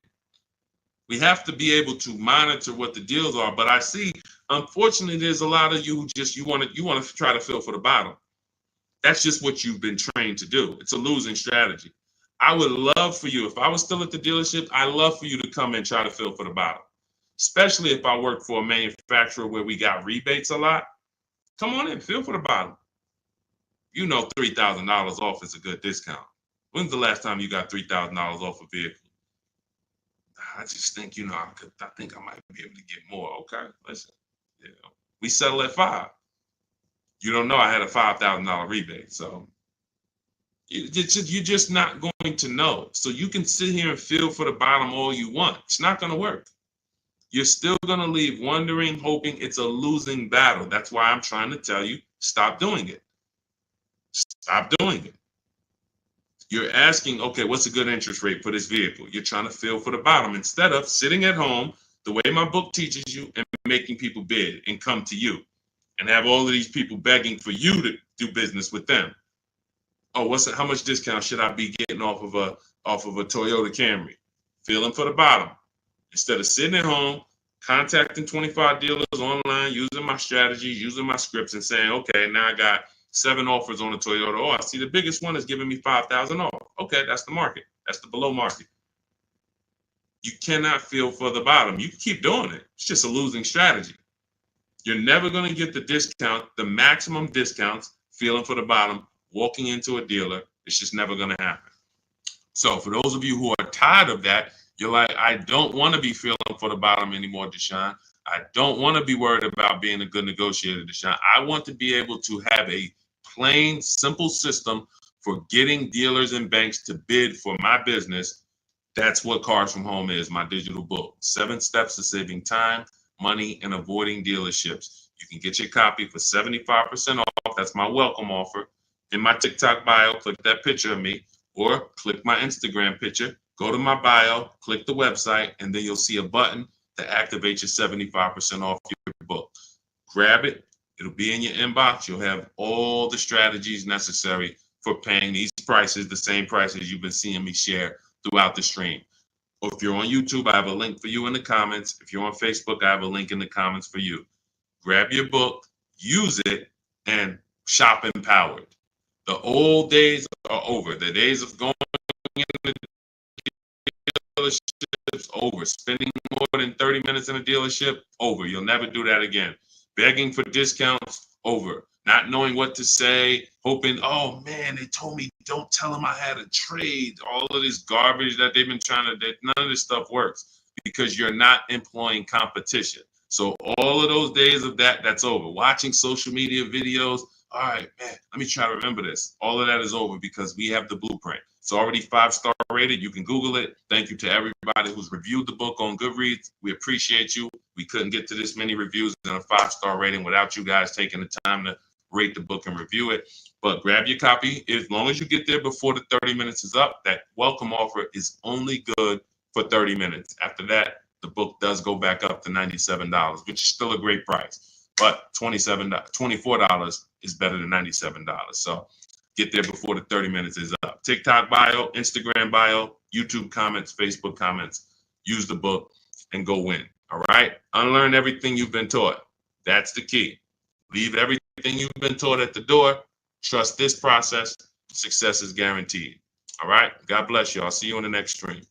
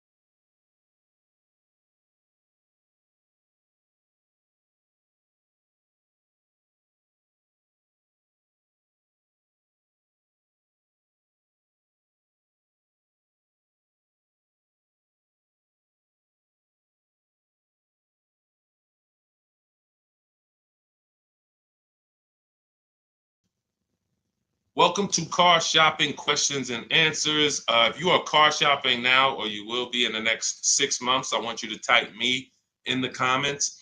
We're about to go live, do some serious car shopping Q&A for the next 45 minutes to an hour. So you can start typing your questions, as many questions as I can get to in an hour. We'll get through them. And what you often will see, that someone else is going to ask the same question you have. So a lot of times you'll actually, even if you can't get your question into the stream, because usually by the time we get 20, 30 minutes in, we got lots of questions and we don't always get to them all. But usually someone else will literally ask the same question that you have. So, so we can start talking. I'm just sharing this to Facebook now. This entire stream is sponsored by my new digital book. It's called Cars from Home. 7 Steps to Saving Time, Money, and Avoiding Dealerships. You can get a copy for 75% off for the next 30 minutes in my TikTok bio, my YouTube, in my TikTok bio, my Instagram bio, the YouTube comments, or the Facebook comments. And the book's normally $97. Everything we'll be going over today will be out of that book. Every answer that I give you is out of that book. So if you want the entire blueprint and you don't want to remember the things that we're about to go over, you grab the book, and obviously everything we're about to go over, we wouldn't be able to cover everything that's in the book. There's like 100 questions that'll be answered in that book. So let me just share this to Facebook, and we'll get started with the first question that we got from TikTok. So type your questions in as fast as possible, and type your questions in one shot. Don't do like a part 1, part 2, and because then Dolan can't bring them into the stream. Okay, Dolan, let's get going. Let's throw up the first question, please. Nora, I'm upside down on my vehicle. How do I get out or pay off early? There's 2 ways to deal with negative equity. One of them is easier. It depends on the resources you have. So you have the option to pay the difference, which means you are actually going to say my highest offer for my car is $18,000, but I owe $20,000. That means I have $2,000 of negative equity. I'm going to pay that off. That way I can go and do a clean transaction for my next car. I don't have baggage going into my next car. And I get to maximize the value of my current car through what we call a bidding process. So we don't trade our cars. We only get bids from cash buyers like Carvana, CarMax, Kelly's Blue Book Instant Cash Offer, AutoNation, Car Gurus, and Driveway. That's 6 cash offers we get. These are companies that fight feverishly to buy cars. They pay more than dealers, and they write checks on the spot. You literally go, have your inspection, they go into the accounting department, and they come back with a check for you. This is not like selling your car on Facebook Marketplace. So they're going to pay more than dealers. So you want to make sure, if you can, you sell to them, because that's going to be the highest offer you're going to get for your car. And that's going to be the least amount of negative equity you will have. If you can't pay the difference, then you must trade. And trading is a curse word here, because you never get what your asset is worth trading. If I wanted to trade this phone, I'm not going to get as much as I would get putting it on the open market and getting prices and offers for it. So trading is a last resort. What happens is, if you can't pay the difference, you now will go shop for your new car, find a dealer willing to sell you the car at the lowest price, and then you would ask that used car manager to value your car. I do not recommend you go into the dealer and let them just mix the deals together. Write me a deal where you work in my trade-in with my negative equity. No, shop for your car, get your best offer from a dealer, new car, used car, or lease. And then once you identify the winning dealer, that's when you say, hey, can you take a look at my car? What's it worth to you? Now it's its own separate transaction. And if your payment was this $800 a month, you'll know, now what is my old car going to add to that? If my payment was $400 a month, now I know what is my old car going to add to that. And I can see what you're giving me for it, how much negative equity I'm going to bring into this transaction. And it's an easier way to understand the numbers. You don't want to be mixing transactions if you don't have to. And the key to understanding negative equity and the cause is you don't lease. That is the cause. The only way you're having negative equity is you continue to buy cars, but you're not a long-term person. You trade them in or replace them before the loan is paid off, and someone taught you not to lease. So you're going to continue to be in this repetitive cycle because you don't lease. There are emergency situations where you need to switch cars. But if you're not keeping your cars 8 years, this is rule number 1 in my book. You should be shopping for below market lease deals, not for purchases. So that's your 2 options. Decide which one you can do, and then you make your move. Now, and also keep in mind, you have loan to value ratios when you have to transfer. The bank's only going to approve about 20% of what the actual new car price is. So whatever car you're buying, if you're buying a $30,000 car, the bank's only going to approve 20% more than that. They're not going to allow you to slap $10,000 on a $15,000 car, because they're only, they have loan to value ratios. So what you want to do, if you have a large amount of negative equity, you want to shop for cars, and you want to shop for cars that you can get big discounts off of. There's certain cars that have rebates. They're not listed. But in my system, what I do is I teach you how to get bids on cars, You know, we have some people, I mean, I'll show you people who've gotten $15,000, $20,000, $30,000, $27,000 off. I'm not going to exaggerate. The biggest discount we've helped someone get using our strategies is Milligan on her Mercedes-Benz. She got $73,000 EQE, and she paid $51,000 for it, 54. It's $27,000 off. I got it up here. So if she had, let's just say she had 15,000 in negative equity, it's no problem. She's not going to blow out the loan to value ratios because she got a huge discount off the new price. So it's going to fall within the bank's parameters. But I hate negative equity. I call it the devil to your car deals. I call it the bad credit for people with good credit. So it's important that when you get out of it, you know what the cause is, because if you don't know the cause, you'll be in negative equity again in 3 years. Most of you who have negative equity, you should be moving from a purchase into a shopping for below market lease, and stop tying up your money in these cars, and you'll never have negative equity again. 8 long-term people who keep their cars 8+ years, you never have negative equity. See, that's, you know, there's a reason for that. I'm keeping my car, I'm paying it off, I'm beating depreciation, I'm getting all the money out of my car. Short-term people should not be buying their cars. Go ahead, Dolan.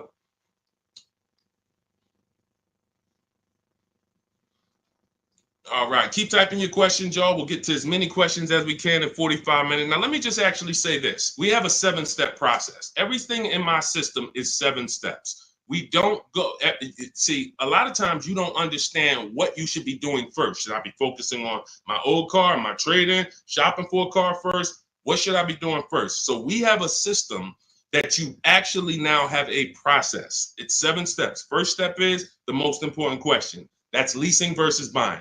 How are you going to beat depreciation? Because you're about to buy a depreciating asset. If you buy a depreciating asset with no plan to address or beat the depreciation, you are going to lose like everyone else loses. So we need to see, am I going to beat depreciation with a long-term purchase, or am I going to beat depreciation with a below market lease? Long-term purchase, I got to tie up my money. My money's going to be in the car 3 years, 5 years, 6 years, but over time, the depreciation is going to cool off. I'm going to have a vehicle that doesn't depreciate much. Who has a vehicle that they've had for more than 10 years? Type the number of years you've had it in the comments. If you had a vehicle for 10 years, type 10, 12, even if you had it for more than 8. Let's go 8 because it's called the 8-year rule. If you've had it for more than 8, type the number of years that you've had your vehicle in the comments. Let's see how many long-term people we truly have, because not a lot of people are long-term. Like every time I ask this question, we don't get a lot of people that's like, yeah, 8 years, 10 years, 12 years, 15 years. Look, we don't have many people that can say they even have a car on here that they've had for more than 10 years, more than 8 years. But you're tying up all this money in these cars, and then you're going and you're replacing them in 5 years and 6 years. And look, Sharon, 14 years. God bless you, Sharon. That's a long-term person. Look, Ray Johnson, 9 years. That's a long-term person. So they don't have to worry about depreciation. Their car right now is worth the same amount it'll be worth about a year from now.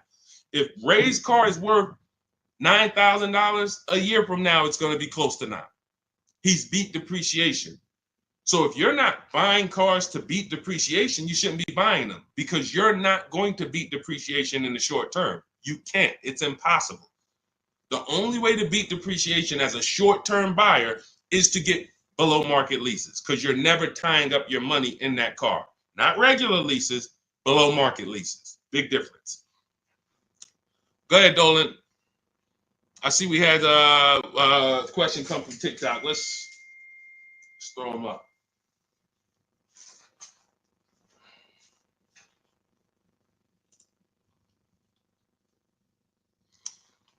Okay, what about a fun car? I'm planning to keep my brand new car for 5 years. My previous car was a lease and traded in since I had positive equity. That you're going to lose. Keeping a car for 5 years, a brand new car for 5 years, you're going to lose. And I'm going to show you how big you're going to lose by doing this. You can't keep a car for 5 years. If you're telling me you plan to keep a brand new car for 5 years and then replace it, this is the depreciation curve.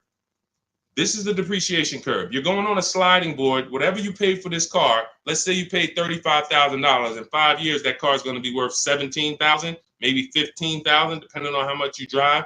You're literally going down a sliding board, and then you're going down another sliding board when you get your next car. You're wrapping up money in these cars. Now, when we look at somebody like Ray, who kept his car for 9 years, his depreciation curve doesn't look like yours. It looks like this. See, this is what it looks like when you first buy the car. You're losing value every single day. You're losing thousands of dollars in value on a yearly basis. So when you go and say, all right, I'm going to just go buy this car, tie this up. Let me show you why you can't do that compared to someone who's leasing. You're going to spend thousands of dollars more. So you take somebody who got a below market lease like Zafrina. No, that's too. Let's use Zafrina. She gets a $65,000 vehicle. She's paying $579 a month. $65,000 vehicle, $579 a month. That's what we call a 1% lease or below. When you have your lease payment is 1% of the MSRP or less, that means that's a 1% lease or lower. She has a 0.88% lease. Now, she's not, over the next 3 years, she's going to invest in this car, $579 times 36. She's going to invest $20,000 to drive a $65,000 car. Now, if somebody bought this $65,000 car, what's their payment? Every $5,000, remember this rule, is about $100 a month on a 5-year loan. Remember that rule. Every $5,000, when you look at a car, is about $100 per month on a 5-year loan. So when you look at a $20,000 car, you should automatically say to yourself, that's going to cost me about $400 a month. You look at a $50,000 car, that's going to cost me about $1,000 a month on a 5-year loan. When you don't do that, now you let them put you in 6 and 7-year loans because you're not focused on what the real cost is. You're just like, get me to a low payment. If I get you to a low payment, I'm going to put you on an 8-year loan. So we know this. Looking at her car, she would be spending roughly $1,300 a month if she bought that car. Even if she got an incredible deal, saved 10 grand off of the car, she's still going to be spending about $1,100 a month. She's putting $579 a month into this car. How do you compare $579 to $1,100? How do you compare $579 to $1,300?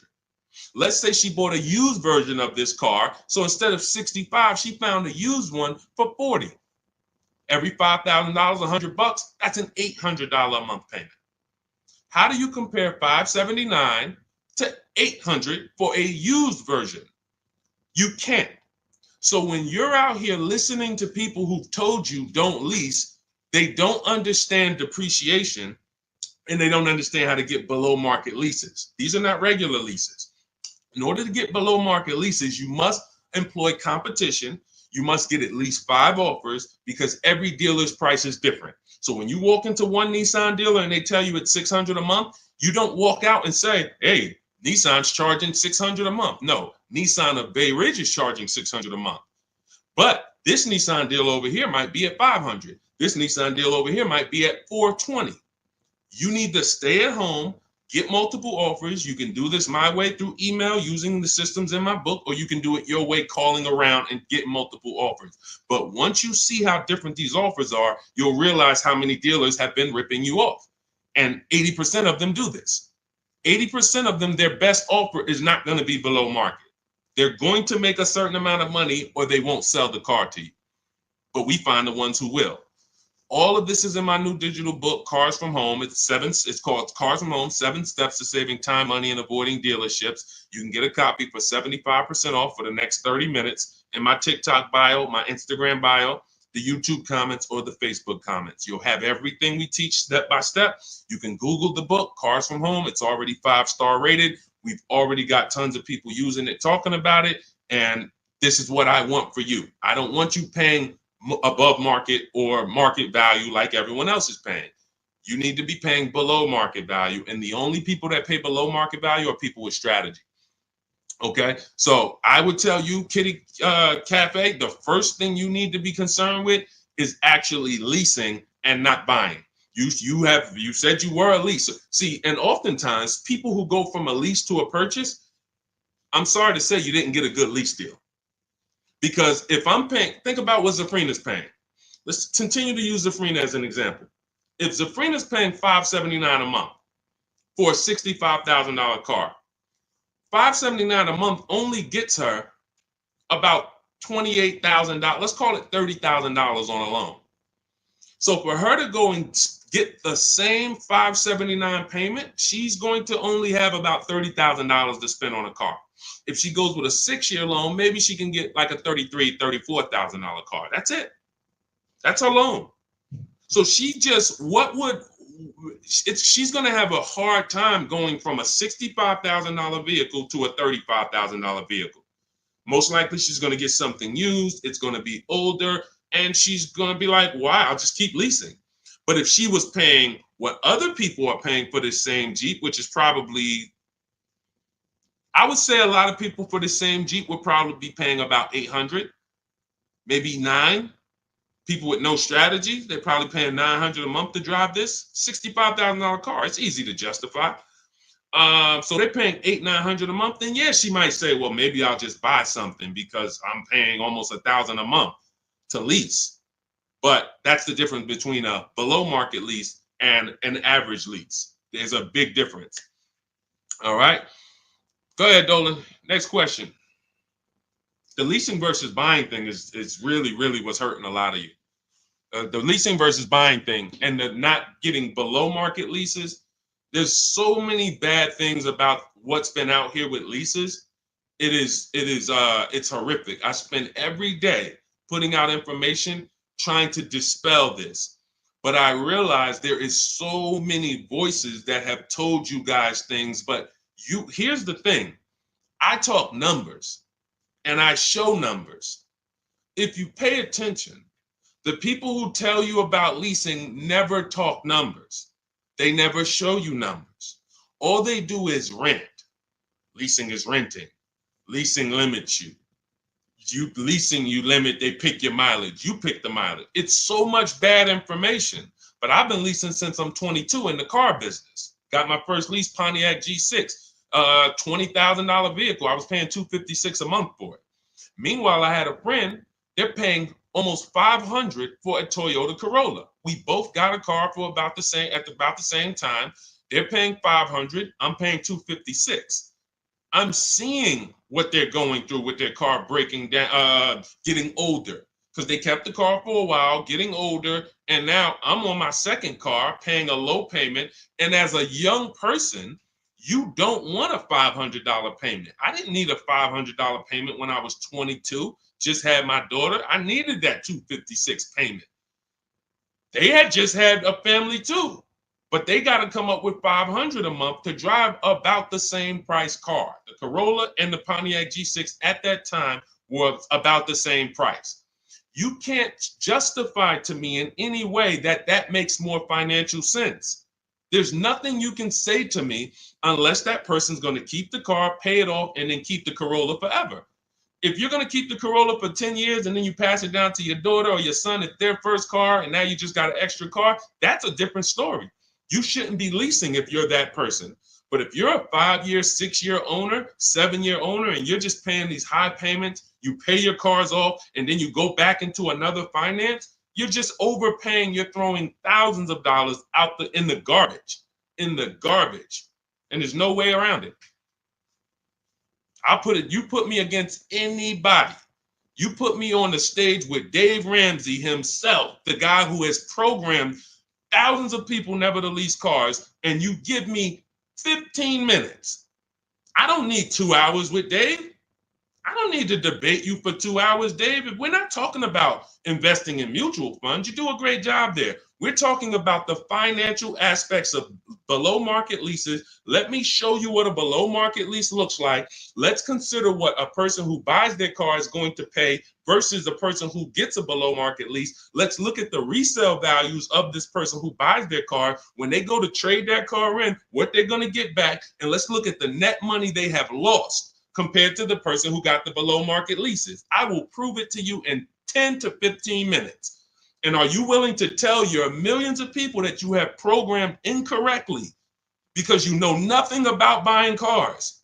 You have programmed people based on you being a financial advisor, not a car person. You haven't seen thousands of car transactions to be able to say what you're saying. I've been involved with credit. Credit's a big part of what I do over the last 15 years. I don't teach it. Why? It's not my expertise. It's not my lane. It's easy for me to say, hey, I got a lot of people need to know about credit. Let me just start giving y'all some credit advice. No, because I respect the people who have learned credit to the T. Dave Ramsey decides I want to teach about cars. That's where he has led millions of people astray. And he has thousands of people investing in cars, short term, losing on resale, getting killed by depreciation. And they're like, well, Dave told me to do this. It's hard. It's hard to help. It's hard to get those people to unlearn. Go ahead, Dolan. Next question. Keep typing your questions, y'all. We will get through as many as we can in the stream. Good point. I only financed as I wanted to upgrade from my lease. My lease was $180 a month for 36 months. That's a big change. $180 gets you $10,000 on a finance. That's all $180 a month gets you. Now, if you put money down, that's different. Obviously, there's a lot of cars most cars don't lease for $180. So I'm assuming that you put some money down to get there. But again, what were you driving for these payments? You're driving a brand new car. There's no comparison. When you're getting below market deals on leases, there's no comparison. Again, let's look at Charles. Charles gets a Palisade, $48,000 vehicle. Some people, and you may own one of these, and if you were honest, you say, Deshaun, I own that vehicle. How much is your payment? No money down. Probably $800-900 a month. Probably $1,000 a month. He's paying $597. Some people say, oh, Deshaun, don't they limit you on mileage? No, you pick the mileage. Look at Jen. Jen got her Honda CRV. She's paying $512 a month. It's a $40,000 vehicle. That's normally $800 a month to buy on a 5-year loan. She's paying $512 a month, and then she upgraded the mileage from $12,000 to $18,000, and her payment went from $512 to $563. 40 some odd dollars. She gets to drive as much as she needs to drive, not as much as she wants to drive, as much as she needs to drive. And the problem that that you may have with leasing is you didn't get the mileage you needed, and then you started blaming the lease. You knew you drove 15,000 miles a year, but instead of getting 15,000 miles a year, you took the 10,000 mile a year option. You looked at the payment for 10,000 because you might have not been getting a below market lease, so the payment was high, and you're like, okay, well, just give me the 10, and then you know you needed 15, so now you're going to pay the penalty based on not the lease's fault, based on you.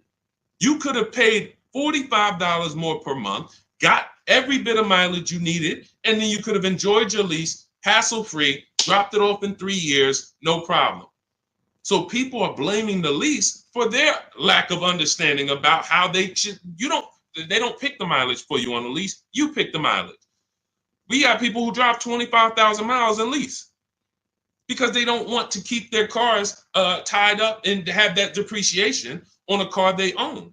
If they drove 25,000 miles, any high mileage drivers, type HM into the comments. Any high mileage drivers, you drive over 18,000 miles.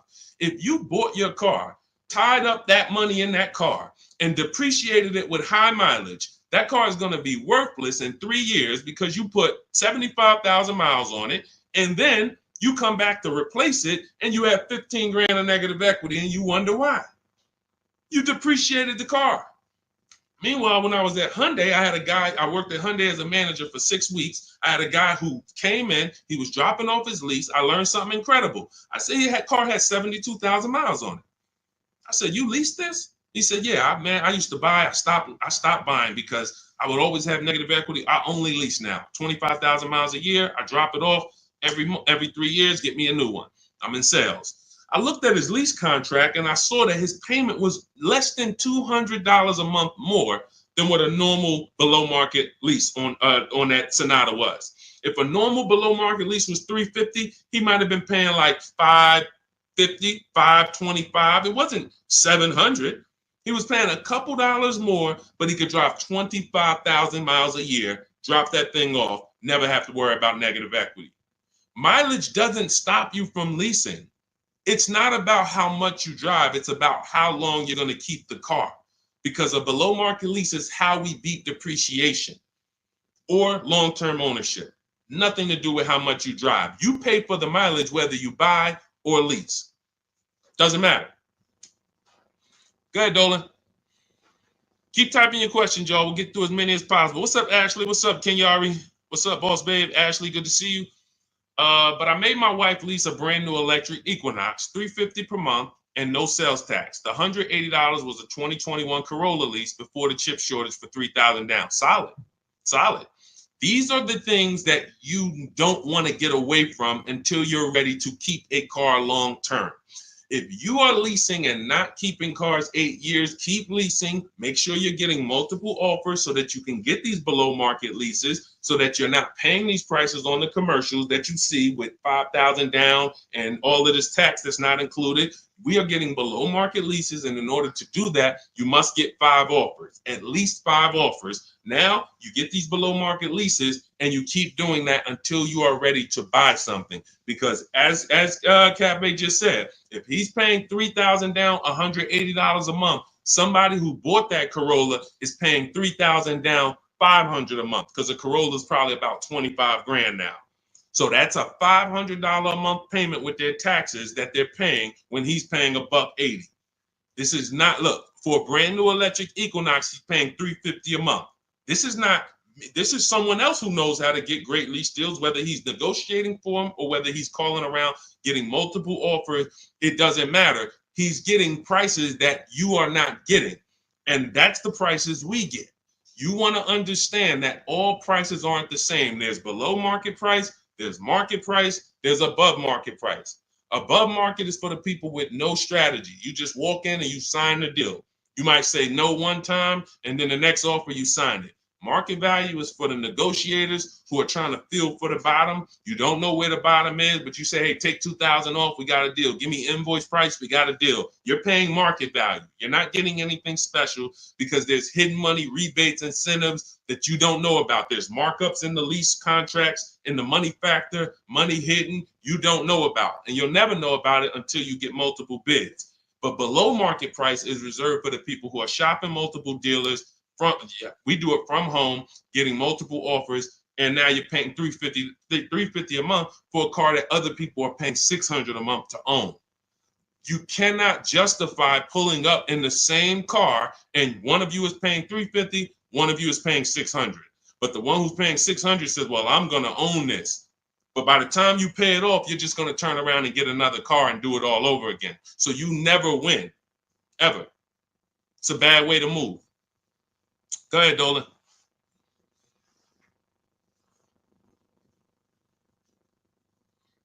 What's up, Ray Johnson? Do you need to... Hold on. Do you need to know all the bells and whistles? I don't know what that means. Can you rephrase that question? Let's type it in another way because I don't know what you mean by that. Can you elaborate? What about the people that drive high miles? You should still be asking yourself, how am I going to beat depreciation? The first step in my process is to determine what I'm going to do to beat depreciation on this depreciating asset I'm buying. So if you're a high mileage driver, you drive more than 18,000 miles per year, you're depreciating your car so rapidly that in 5 years, you're going to have, call it 100,000 miles plus on the vehicle, but your loan does not move that fast. Most of your loans are going to move this way, but your depreciation is moving like this because you are just using the heck out of the car. This is point and proof that you pay for usage, whether you buy or lease. If you bought a car and put 100,000 miles on it, you do pay for that. If the same person bought the same car, but they only put 50,000 miles on it, their car's worth more than yours. They can sell it for more. So you lose based on your usage. So in the short term, you can't win driving high miles because you are literally destroying the value of your car. Then you flip to another car. That'd be like you doing this. Hey, do me a favor. Give me this car. Let me depreciate it like crazy. Then let me swap it out and let me get this car depreciated like crazy. And you just keep doing it. Depreciate it like crazy. But you're never getting to the point where the car is paid off and now the car starts to depreciate like this. That's for the people. If you have a car that you've had for 10 years, 12 years, 9 years, 14 years, this is what the car is depreciating like.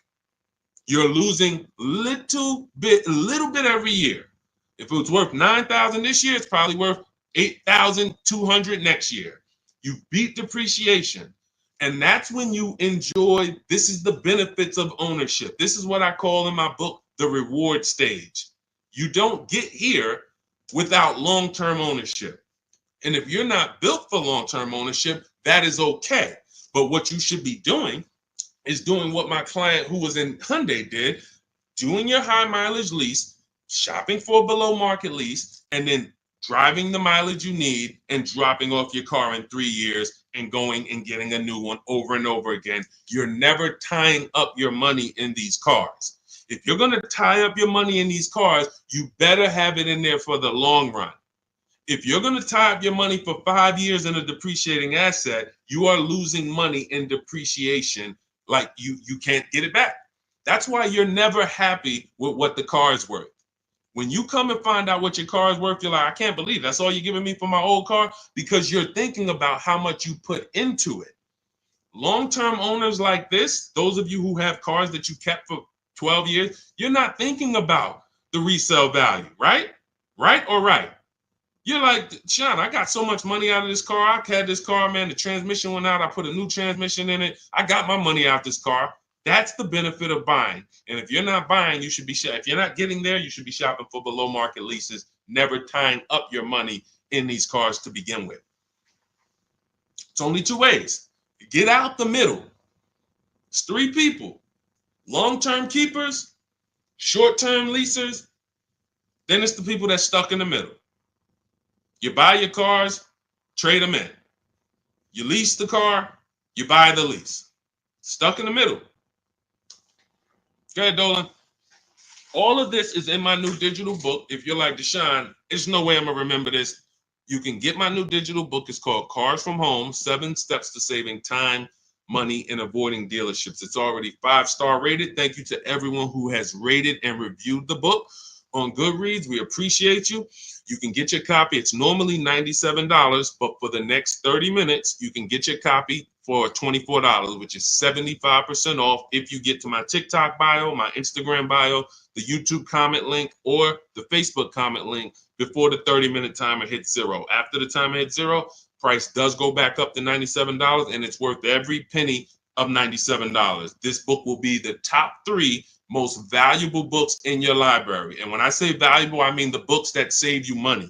There's only a few books. I got a bunch of books. You guys can see I'm grabbing them. There's only a couple of these books that have actually put money in my bank account or helped me save money. There's not a lot of them. This will be the top 3 most valuable books to your bank account. That's all I care about. So go grab your copy. TikTok bio, Instagram bio, YouTube link, or Facebook comments. And you'll have everything we teach in the blueprint of how to get below market leases, below market purchases, below market new cars, used cars, high mileage driving. Everything is in there step by step. It's a blueprint. All right. Go ahead, Dolan. All right. Buy a car for the first time. I'm going through my bank. My budget is $8,000 and I finance the rest. So you have $8,000 cash. You want to see, can I get a vehicle without using that cash? So if you're talking about financing, first thing you want to decide is, what can we get without a down payment? So depending on where I want my payment to be, let's say $350 a month. Maybe I want it to be $350 a month for 5 years. Well, can I get a car with everything I want, everything I need, $350 a month for 5 years? That's my budget. If I could do that, I don't need a down payment. Now, if you say, okay, $350 a month for 6 years, no money down, that's a little more money. If you say, all right, $350 a month for 5 years, but then I'm going to use some of my down payment. Now I can get even more car. And then your max budget might be $350 a month with my down payment for 6 years.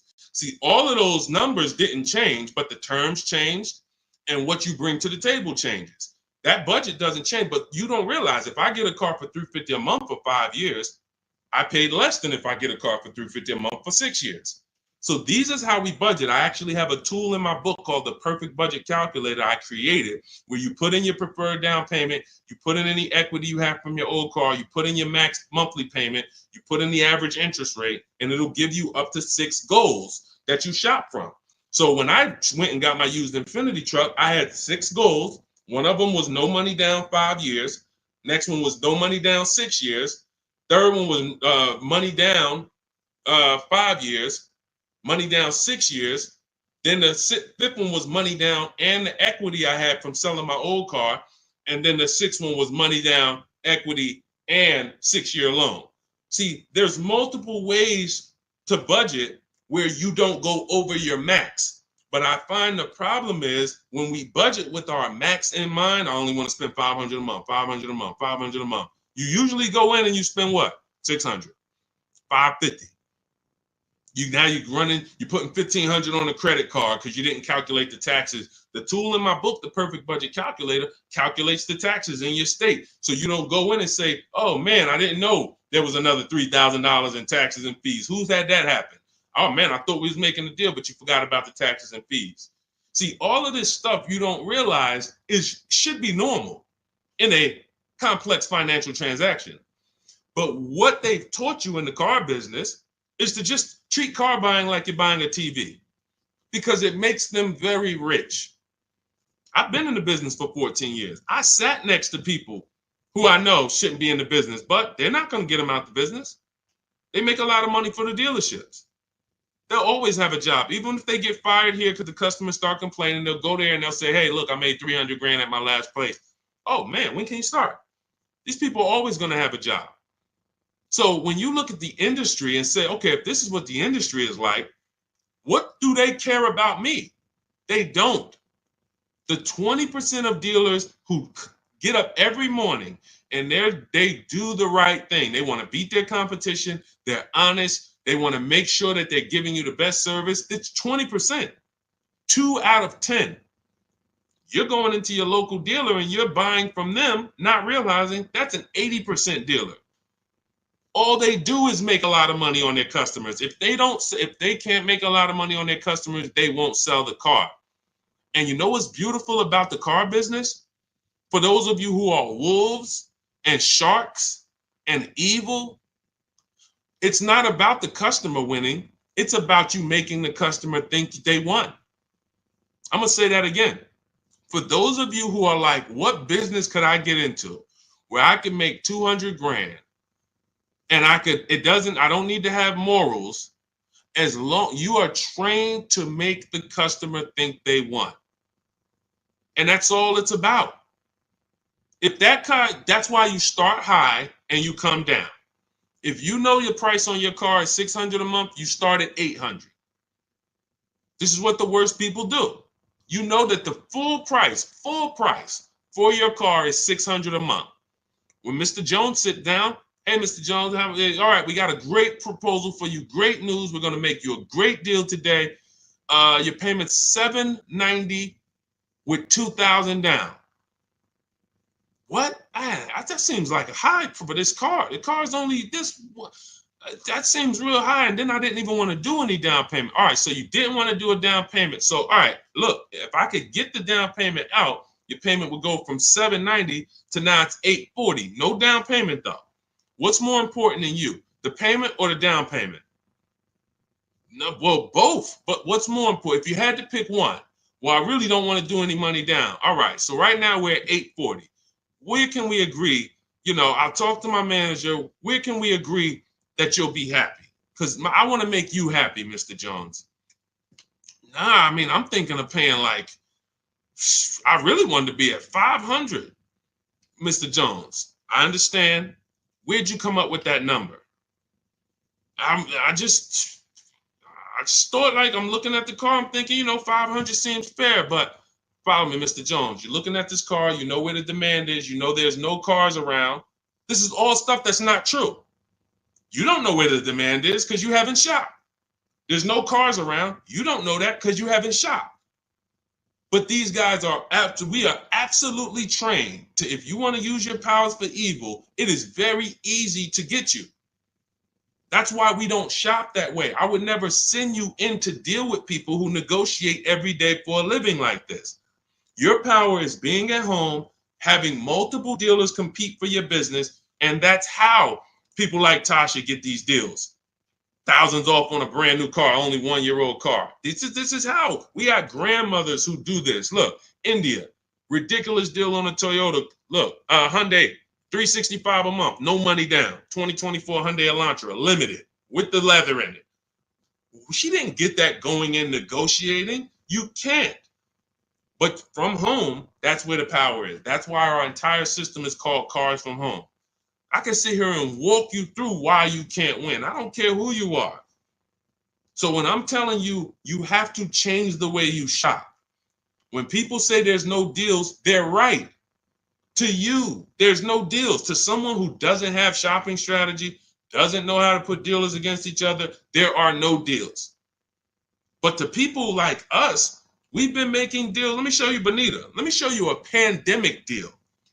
When people were out there thinking, no deals, Deshaun, this is so bad. When is the market going to change? Look, Bonita, 2022. She leased her dream vehicle, a 2023 Kia Telluride. She put $600 down, drove off $600 a month.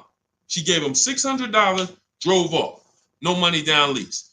People were leasing and buying these vehicles for $10,000 over sticker. I'm not on here to talk to you about hundreds of dollars. What do I care about hundreds of dollars? You think we're on here? You think we're getting together to gather you guys to talk about hundreds of dollars? That doesn't matter to me. Thousands is all we talk about. Every single thing we discuss here is $1,000 mistakes. You not leasing when you should be leasing. $5,000, $7,000 mistakes minimum. You not getting multiple offers on your car. Could be depending on the car, you look at somebody like Kimberly. Kimberly gets $20,000 off her Maserati. $20,000. Sean gets $20,000 off his F-150 Lightning. These are just some of the, look, even somebody like Tiffany, let's take a smaller discount. She gets a Mazda CX-90. She gets $6,500 off. What happens? There are people who got that same car. You won't say, they're not going to say it. They'll never say it. They'll never come on here and say, hey, Deshaun, I got that same car you just showed her get, and I only got $2,000 off. They won't say I overpaid by $4,500 because I didn't know this. But I'm telling you, I know this because I've been working with people around the country. So understand, we're not here to talk small numbers. When we're tapping in, we're asking you to tap in, lock in, so that you can actually keep thousands and thousands of dollars in your bank account instead of putting it in these cards or giving it to these dealers. That's it. So everything we discuss is out of my new book, Cars from Home, 7 Steps to Saving Time, Money, and Avoiding Dealerships. It's a 7-step process. Doesn't matter whether you're leasing, 7 steps. Doesn't matter if you're buying new, 7 steps. Buying used, 7 steps. You want to sell your leases, which who didn't know you could sell a lease? Put a question mark. Who didn't know you could sell a lease? Type a question mark in the comments. Question mark. Deshaun, what do you mean you could sell a lease? Okay, thank you. We're renovating with the jeans. Okay, look, Lynn, Brooke, Miss Tucker. Look. How much has that cost you? Not knowing, and we begin to teach people to do this during the pandemic because every single car was $7,000 to $10,000 more than it was truly worth. So a Jeep Grand Cherokee, I sold my Jeep Grand Cherokee for $28,000 after I had leased it for 3.5 years. 39 months, I leased it, and then I sold it for $28,000. The vehicle, brand new, was $35,000. Brand new, that Jeep Grand Cherokee Laredo that I leased for $330 a month, paid $330 a month for 39 months. I sold it for $28,000. CarMax won the bid, and I put $9,800 in my pocket. I helped my mother sell her lease on her Mazda CX-5 for $10,200 in equity she put in her pocket. Now, those equity numbers don't exist anymore.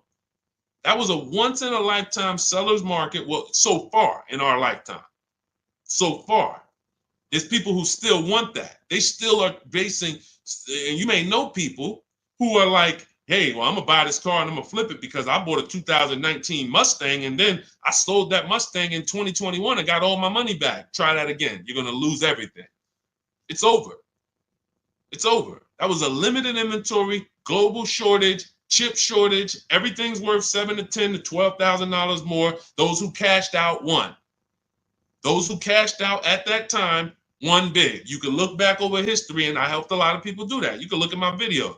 Some of my biggest videos, 5 million views, 3 million views, was how to cash out. People coming on there, yo, I just sold my lease. I made $7,000. Yo, I made 10 grand because of you. Yo, I sold 2 leases. I'm telling everybody during the pandemic, cash out, cash out, cash out, cash out. You won't be able to do this again. But there's still money to be made if you have equity in your lease. There's still $2,000, $1,700, $3,000, $4,000. Some of you low mileage people who you lease, but you only drive 5,000 miles a year. There's equity there. But you got to know how to get it. You got to know how to get bids. What's the process? And get we get bids from CarMax, Driveway, Carvana, Kelly's Blue Book Instant Cash Offer.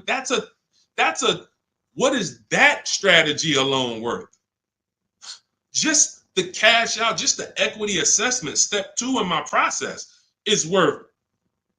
For those of you who trade in cars, that right there, one step out of my 7-step process is going to be worth thousands of dollars to you. So you can get my new digital book, Cars from Home, 7 Steps to Saving Time, Money, and Avoiding Dealership, and you can get it for 75% off. That's my welcome offer to you, but it's only for 30 minutes. You go to my TikTok bio, my Instagram bio, the YouTube comments, or the Facebook comments, click that link, and get your copy for 75% off. You won't even pay the $97 price. You'll pay $24, but you got to get there before the timer goes to 0, and then it goes back up to $97, which is worth every penny. Book's worth every penny at $97. It'll be in your inbox in 2 minutes. And make sure as soon as you get the book, you screenshot the thank you page, because the link to open the book is actually on that page. You open the book on that page, and I also email you a copy, but my support team's email is actually on that page as well, because sometimes you type your email wrong, you're typing fast, you're trying to hurry up and get it before the sale ends, and then you end up typing your email wrong. We can't send the book to a wrong email, so that you'll have my support team's email there. But this is the most serious thing outside of buying a house. There's nothing more serious to me. And some of you are not going to even buy houses. Some of you like, Deshaun, I'm a renter. I don't plan on buying. That means the car is your most expensive purchase. And you're going to do it over and over again. You might have 5, 10 of them in your lifetime or more. You lose $5,000 on every one because you didn't have strategy. That's a tough gig. That's a tough gig. I wouldn't want to be in that situation, and I'm not going to be. And anyone who's listening to me is not going to be. Go ahead, Dolan. Let's keep the show on the road. Do you need to know all the extras you want? Upgraded sound system items that are not in the base price? Absolutely. Whenever we buy a new car or we shop for a lease, we always build our car. We go on the site because we want to know everything's available, because we don't want to get a car and find out there was an option we wanted that we didn't get. And we also want to know what we can live with and live without. And we want to build our car to come up with an MSRP. So if the car you want the panoramic sunroof, you want the blind spot monitors, which most cars come with now, whatever it is, you need to have an idea of what that's going to cost. So once we build out our car, we determine our car is $42,900 the way we want it. Now, most times we're going to reach out to dealers and they're not going to have the exact car. That's why we always come up with, and when we're leasing, we come up with a couple colors. Buying, we don't compromise as much, because this is a car you need to love. You're going to have it for 8+ years. You don't want to compromise on what you want, or be talked into something, or let you convince yourself of getting something, a color you really don't love, because you're buying this car to keep it for the long run. Now, on a lease rather, you can be much more flexible, because in 2.5 years, you're getting ready to shop again. You get a 3-year lease, 2.5 years, 6 months left, it's time to shop again. So we want to make sure we can be more flexible with that. But yes, we want to know how much it's going to cost so that we can start to budget. We always say with a lease, when we build out our car, we take 1.25% and we use that as a gauge of around about what it should cost. So if we're looking at a car that's $42,300, we multiply that by 0.125, and we say, okay, $528, that's a fair below market lease deal. Now, if we can do better than that with bids, we will. If the lease program is not as good, when we get our bids, it might come in at 1.3, 1.4, our best offer. We're going to have more offers than that. If your other offers aren't higher, then you didn't shop the right way. Because when you shop, you should see a $3,000 to $5,000 to $7,000 difference from your best offer to your worst offer. When you get offers the way we teach, you're going to get more market value, below market value, above market value. You're going to see them all. And you're going to be like, wow, I can't believe all these dealers, this their best offer? Yes, they want to sell and make a lot of money. But we don't care about them. I don't focus on the 80%. We're looking for the 20%. So we use this as a gauge to say, all right, this is around about what I think I should be looking at paying, depending on the deal that I get when I actually get my offers. So that's why it's important for us to build the car. Those are all the reasons it's important for us to build the car before we actually go shop for it. Okay? It's a great question. I see you. I'm leasing this year. There you go. If I could get more people to lease, wake up and look. I don't want you leasing if you're keeping your cars 8 or more years. That's the key, because sometimes people will come on the stream, hey, is this all about leasing? No. If you're buying, there's so many things you need to know about getting below market purchases. New cars, used cars, we haven't had those questions come in. People are not really asking questions about used cars and things of that nature, but I'm answering the questions that Dolan puts up that you guys are writing. So when we look at purchasing, there's a ton of questions that we got to look at. Ton of questions. But when it comes to people not keeping their car 8 years, you should be shopping for leases. You're not keeping a car long enough to beat the depreciation. The depreciation's going to kill you, not the loan. Doesn't matter. Loan's okay. You could pay cash. Doesn't matter. The depreciation's going to kill you. That's what you're doing. You're buying a depreciating asset, trying to keep it short term, flip it, and do it again. You can't win. The only way to win with a depreciating asset is long-term ownership, or never tie your money up in it in the first place, which is a below market lease. Go ahead, Dolan, throw that one back up. Arturo, does your credit score affect the lease? Sure. You want to have fair credit. I always tell people you want to get to about a 660, 680, similar to if you were trying to get a good deal on a house. You would be trying to set yourself up with a good credit report to buy a house. Now, with leasing, you can also lean on payment history. So if you have a $400, $500 a month payment, you've been making it on time for 2 years, that weighs heavily in you getting approved. So I always say it's nothing that gets you approved for a new car like a paid on-time payments for your old car. The banks look at that and say, well, hey, we can see, yeah, credit cards might be high, but they never miss the payment on their car. They never miss that $500 payment. That means something to the banks when your credit score is a little in that marginal in that marginal range or that mid range. So I always tell people, get to a fair range, work on your credit so that you're able to lease, and don't tie up your money in a long-term purchase because you can't lease right now. If I couldn't lease right now, my only mission would be to get an inexpensive car, get my credit to a 660, 670 to lease. I wouldn't be trying to get a Dodge Charger, $20,000, $30,000, $40,000 car. I'm going to pay 20% interest. And when I go out to replace that car, I'm going to have so much negative equity because the interest alone is going to bury me because I don't have good credit. So now I'm no closer to leasing. My payment is going to be high. And I usually end up with an older car because I'm trying to squeeze my way into a nice car that I could show off and feel good about. Nah, I mean, I work hard. I want to be able to drive something that, I feel good about. But you haven't qualified yet. You haven't qualified to drive something great yet. If you have a 500 credit score, 600 credit score, you're not qualified to drive something ideal yet. You should be sacrificing to get set up so that I can make a power move. And what you do in getting set up is you get the least expensive car that you can get a loan on. You get a $10,000 car, quality, small car. Try to get something that brand new was $24,000, $25,000, Hyundai Elantra.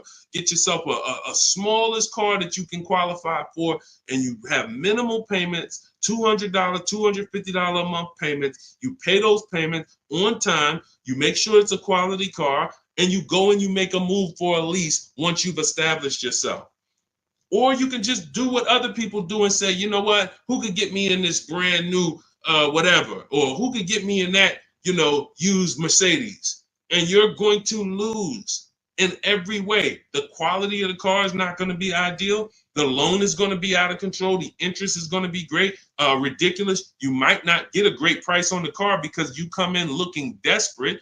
You need a car, not want a car. You need a car. So nothing is working for you. Everything's against you. So it's much better for you to discipline yourself. Say, look, I don't mind driving something that I don't feel great about, but I'm working on my credit. I'm going to make these payments on time. I'm going to get myself to a 660. I'm going to have 2 years of on-time payment, and then I'm pulling off the lot in a brand new lease. Power moves. That's a plan. Go ahead, Dolan. And in my book, that's called the SMART car strategy. It stands for saving money at the right time. If you can't qualify for a lease, your only goal should be to set yourself up to lease. Now, if you're buying and your credit's not good, I'm an 8-year person. I keep my cars 8 or more years. Nothing wrong with buying a higher priced car and refinancing it later. So if you say, hey, I need to get, if you're a long-term person, your goal should be get a great price on the car. You're going to pay more in interest and then fix your credit. And instead of changing the car in 2 years to a lease, you would change the loan, refinance, and then you would keep the car. So it's depending on long-term versus short-term is everything. That's why in my book, it is step 1. You need to know from the get-go, am I a long-term person, 8+ years, or not? Because that's going to be the foundation we build on. Everything else comes after that. Karen, thank you for helping with my digital book. I wasn't checking my email. Of course, we want to use cars. So you're just following the multiple marketplace strategy. There's steps before that. And here's what I tell you, guys who have my book, ask yourself, what step am I on? This is what I tell everybody that I work with. Ask, what step am I on? Because if you're doing step 3, but you have not done step 1, that's a clear indicator. Oh man, I haven't done step 1. Step 1 is leasing versus buying. Most important question. How are we beating depreciation? We go into deep. I show you lease scenario, purchase scenario, lease scenario, used car scenario, to make it very clear that if you set out to buy, but you should have leased, can't help you. You're lost. And I talked about that earlier. We ran Zafrina's $579 a month payment versus what a new car would cost her, which would be $900 or $65,000 car. That would have been $1,100. Or a used version was $800. So you can't compare that. If you go out and you get a great deal on a purchase and your payment's $700 a month, then that means that lease payment probably would have been $400 a month. It's no way to, how do I get out of this? You shouldn't have been in it. That's why this is step 1. So what was that question? What was that question? I don't even know how I got on that. Oh, you said I want a used car. Yeah. So so you want to ask yourself, where am I at in the process? Because we're not in the market until step 5. Step 5, we're in the market. That's when we're on our marketplaces, shopping, narrowing it down. We have specific ways we narrow down used cars. This is not just general information that you can find on social media and you Google it, how to buy a used car. Yeah, good luck. That stuff means nothing. Car salespeople are been watching those blog articles for years saying, okay, this is what they're coming to do. Don't tell them you have a trade-in. Okay, good. Stuff has been around for 20 years. What we're doing is we're narrowing it down when we get to step 5, based on title history, service records, accident history. Then we're narrowing it down and we're coming up with our top 5 choices, top 3 to top 5. Then we're verifying who has bogus fees, who put one price online that they're not going to honor. So all of these, this is my top 5 list, but some of these might be fake prices. So we need to verify that. And then we're going to get the new car price to find out what the true discount was. How much was this vehicle brand new? When I bought my Infiniti truck, I narrowed it down to 4 choices. They were all white, between $30,000 and $32,000.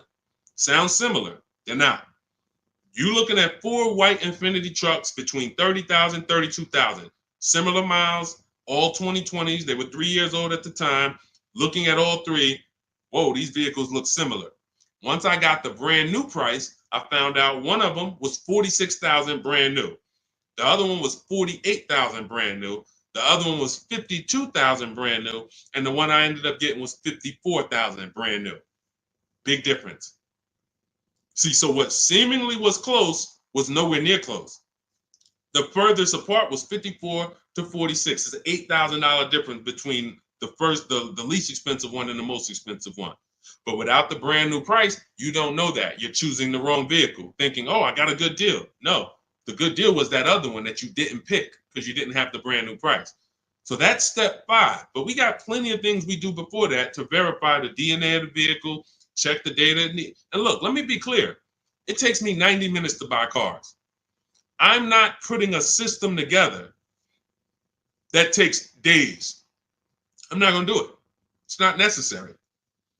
Choosing your vehicle, that might take you days. Going and looking at cars, test driving, that might take you days. Deciding what you want. We call that shopping. That's a step in my book. Shopping, not buying. That's deciding what you want. But once you know what you want, 90 minutes. Now, first time you use our system, it might take you 2-3 hours because you're just learning. You're overthinking, haven't trusted our process yet. That's normal. But once you see, wait, this is simple steps. I'm going to websites, putting information here, looking at this. This is stuff a high school kid would do. If I could teach a high school kid to buy a car, it'd be easier than some adults because they don't have to unlearn much. Adults, it's like, hey, but I don't have to go into the dealer. You know, hey, Deshaun, I went into the dealer and this is what they said. Deshaun, my dealer called me and they said this. Well, when did I tell you to talk to the dealer? I thought you were coming to use our system because you didn't want to talk to the dealers. Yeah, you're right. See, that's overthinking. Now, that doesn't mean you're going to lose because we got a lot. That's how a lot of people come. You're trained to do things one way. You have to unlearn that. But once you see what we do, you're like, man, I can do this again next time. It'll take me 2 hours. I get any car I want in the country, Bentley, Rolls Royce, Corolla. It's going to take me 90 minutes because I'm using the internet. We're emailing. You know, I'm not getting in my car and driving to a dealer. So that's what we need to focus on. I know you have the book. Make sure you're asking yourself, where am I in the process? Start with step 1, just check them off. Step 7 is delivery. So when you check off delivery, you're done. You got your car. All right. Everything that I'm teaching is in my new book. It's called Cars from Home. It's a digital book. It's called Cars from Home, 7 Steps to Saving Time, Money, and Avoiding Dealerships. You can get your copy for 75% off. It's part of my welcome offer. It's normally $97. But if you get to my TikTok bio, my Instagram bio, the Facebook comments, or the YouTube comments before the 30-minute timer hits 0, you got your copy for 75% off, which is $24. And it'll be in your inbox in 2 minutes. So once the timer hits 0, price does go back up to $97. And it's still worth every penny at $97. Go ahead, Dolan.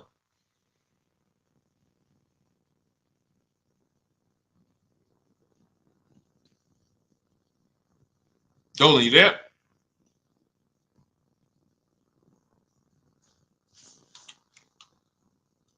All right. Is it worth buying a BMW or Mercedes brand new or pre-owned certified? That's a matter of budget. As long as you're going to keep the car 8 years, the only difference between a new or used purchase is budget. And if you can afford both, now it's about your values. Do you want a new car because you only buy a new car every 10 years and you're like, man, I'm going to treat myself, I could afford it? Or do you want a pre-owned car because you're like, hey, I want to treat myself, but I could also take a 2 or 3 year old one and I'll be just fine with that. Now, what I always say, if you're going to buy something close to new, 1 or 2 years old, you need to shop the new market first because you might overspend for a 1 or 2 year old vehicle because you don't know what the new market is for a brand new one. So, example, Kimberly saves $20,000 off her Maserati. Sean saves $20,000 off his F-150. Milligan saves $27,000 off her Mercedes-Benz. So when you look at these vehicles, and I show these deals, if you're on YouTube, if you're on YouTube, that's Melissa. If you're on YouTube or Facebook or Instagram, you can see these. You zoom in here, you can see she saved $27,000 off her Mercedes, and some of these vehicles, even with these leases, you'll see people have saved 10 grand, 7 grand. Now, let's take the more dramatic discounts over 10 grand. If you can save over 10 grand on a brand new vehicle, then that means when you go buy a 1-year-old one, what should you be saving? If I know that the new market is 10 grand off, then for a 1-year-old one, I'm looking for about 18 grand off. I'm not looking for 15 grand off. 5 more thousand, I'll get a brand new one. So I need to know what the new market is to know what the used market should be. Now, this is once you get to 3 years old, you don't need to do this because 3-year-old vehicles, there's a lot of options because there's only 2 ways dealers get most cars. They're going to buy them off their customers or buy them from auction, or they're going to buy them after the lease. So 3 ways. Buy them after the lease. Most leases are 3 years.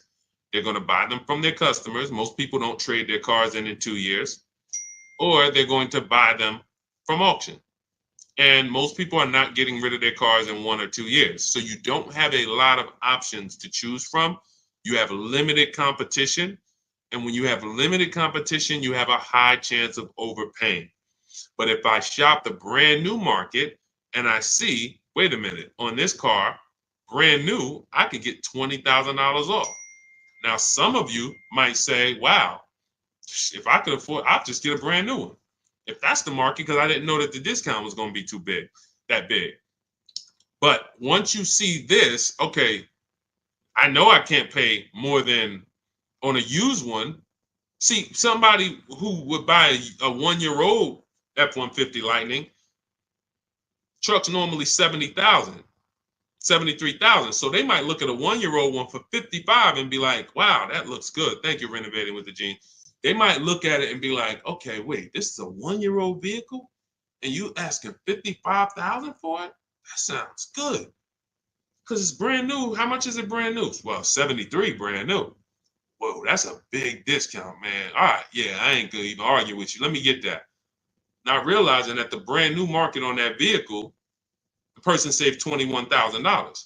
So 73, 63, 53. So literally the brand new market on that vehicle was lower than what you just paid for a 1-year-old vehicle. And what's going to happen when you go to resell that vehicle later? You're going to lose because you overpaid by thousands of dollars. So this is so important to understand. People overpay for used cars all the time for a variety of reasons. They don't know what it was originally. What was the original new car price to even know they're getting a good deal on a used one? They don't know what the actual new car, again, this is for the 1 and 2 year people. You got options because somebody asked, hey, should I buy brand new or should I buy pre-owned? That means you probably have the money to afford both. So you might go out and buy a 1 or 2 year old pre-owned. But if you're like Milligan and you bought one of these electric ones, she saved $27,000. If you went in and you bought a 1-year-old one and you got 20 grand off, you might think you won. But she got 27,000 off a brand new one, which means if I saw 27,000 off a brand new one, for a 1-year-old one, I want 35 grand off. I want 38 grand off. The new market for this vehicle is very soft. So that means the 1-year-old market should be very soft. It's an extreme depreciation. Another reason why you don't buy these vehicles. Now, mind you, you know what I didn't mention? The people who paid for this vehicle and didn't get $27,000 off. It's people who are going to see this stream. Again, most of them will never say it. They have this same vehicle that Milligan has. Same $73,000 vehicle. They went in, they negotiated. They said, listen, all right, come on, man, make it 10 grand. 10 grand off. And they went home thinking, hey, honey, you're not going to believe this. Guess how much they took off the truck? How much? 10,000 off. They in there, oh, I won. See something like this? That's why you can't feel for the bottom. Negotiating and feeling for the bottom, wondering, all right, I think I'm at the bottom. That sounds good. You can't win. In fact, I've showed you multiple ways you can lose huge like that, and people are losing like that. You can't feel for the bottom. You don't know what we have. As the dealers, you don't know what rebates I have. You don't know how many incentives I have. You don't know if the manufacturer sent us extra money because we got to move these vehicles. You don't know any of that. You come in and asking for the invoice. All right, invoice on a $73,000 car, 6.5% markup. All right, invoice is 57, and a good salesman's gonna fight you for invoice. They're not gonna just lay down and give you invoice, even if they sitting on 20,000 in rebates. A good salesman is fighting for every dollar of the commission. So you've been, hey, how they gonna fight? They got 20 more thousand. You telling me they got 20,000 in rebates and they gonna fight me for 1,000? Yes, because it's perception. If they take off $10,000 for you in a heartbeat, you might think, wow, you took off 10,000 a little too fast. This is how salespeople are trained. So I'm telling you, the people who believe it, they're gonna win. If you listen to me, you're going to win. If you don't listen, you're gonna keep losing. And when I say losing, I mean, show me your car deals. Show me your car deals. That's all I care about. Sean, I'm gonna do it my way. Okay, show me your car deals. DM me. Sean, I did it my way. How this look? All right, would you bet me $1,000? I can't find a better deal than this. Would you take the bet? I'm looking at your deal. You did it your way. Would you? Yeah, I went in. I negotiated this thing. Okay. Would you bet me $1,000 that I can't find a better deal than this? Oh nah, man. I don't think I want to take that bet. I know you don't, because you don't have confidence that you actually got the below market deal. You might have got the best price from that one dealer. I don't doubt that. But that dealer is an 80% dealer, and his competition would blow this price away. But because you didn't talk to his competition, you never gave his competition an email, you never gave them an opportunity, you don't know that they would have beat this price by $3,000 or $5,000 or $10,000. That's what we do here. That's what Cars from Home is. That's why our system is called Cars from Home. All our deals, 90% of what we do is from home. 90%, and sometimes 100%. Only time we can't do 100% is if a dealer doesn't deliver or we're buying a used car. Used car, we must go to the dealer. We must test drive that. That's our last step in our process before we lock the deal up. We cannot, but we've had tons of people who never left their house. I have a couple of them on here. Delivered the car. Let's see, we got people on here. Leasing process went quick. Sent the email. Anyway, I could pull up a bunch of people who just did. That's simple, because dealers this is 2024. Like, people think Carvana is the only place that delivers cars. There's plenty of dealers, especially the 20%, that'll bring the car right to your doorstep. Look, about 5 days I walked out. Yeah. Anyway, all right. I think we've done enough. Look, everything that we've taught today is out of my new book, Cars from Home, 7 Steps to Saving Time, Money, and Avoiding Dealerships. It's a 7-step process that I've developed over 14 years in the car business to buy, lease cars, to buy and lease cars below market value in 90 minutes. This does not take a lot of time. This is the easiest way. You don't have to be a great negotiator. You will stay at home where your power is, where you can put dealers against each other, put banks against each other. Thank you so much, Renovating with James. And you can employ competition. The same way you shop for everything else, competition, you can bring that to your car deals. And that's the only way you're going to get below market deals. And that's the only way you're going to start to enjoy car shopping. When you're at home and tons of dealers and banks are actually competing for your business, you actually enjoy that. That's why when you see people like Teddy, who said that I will never lease another car any other way. Look, suppose it's a bit wordy. Look at Teddy. You got his BMW 2024 i4 M50, $73,000 vehicle. His best offer was $856 a month, which is a 1.16 lease. His highest offer was $1,123 a month from another dealer. His closest dealer, his local BMW dealer, was where was it? Look, the dealer closest to me was $986.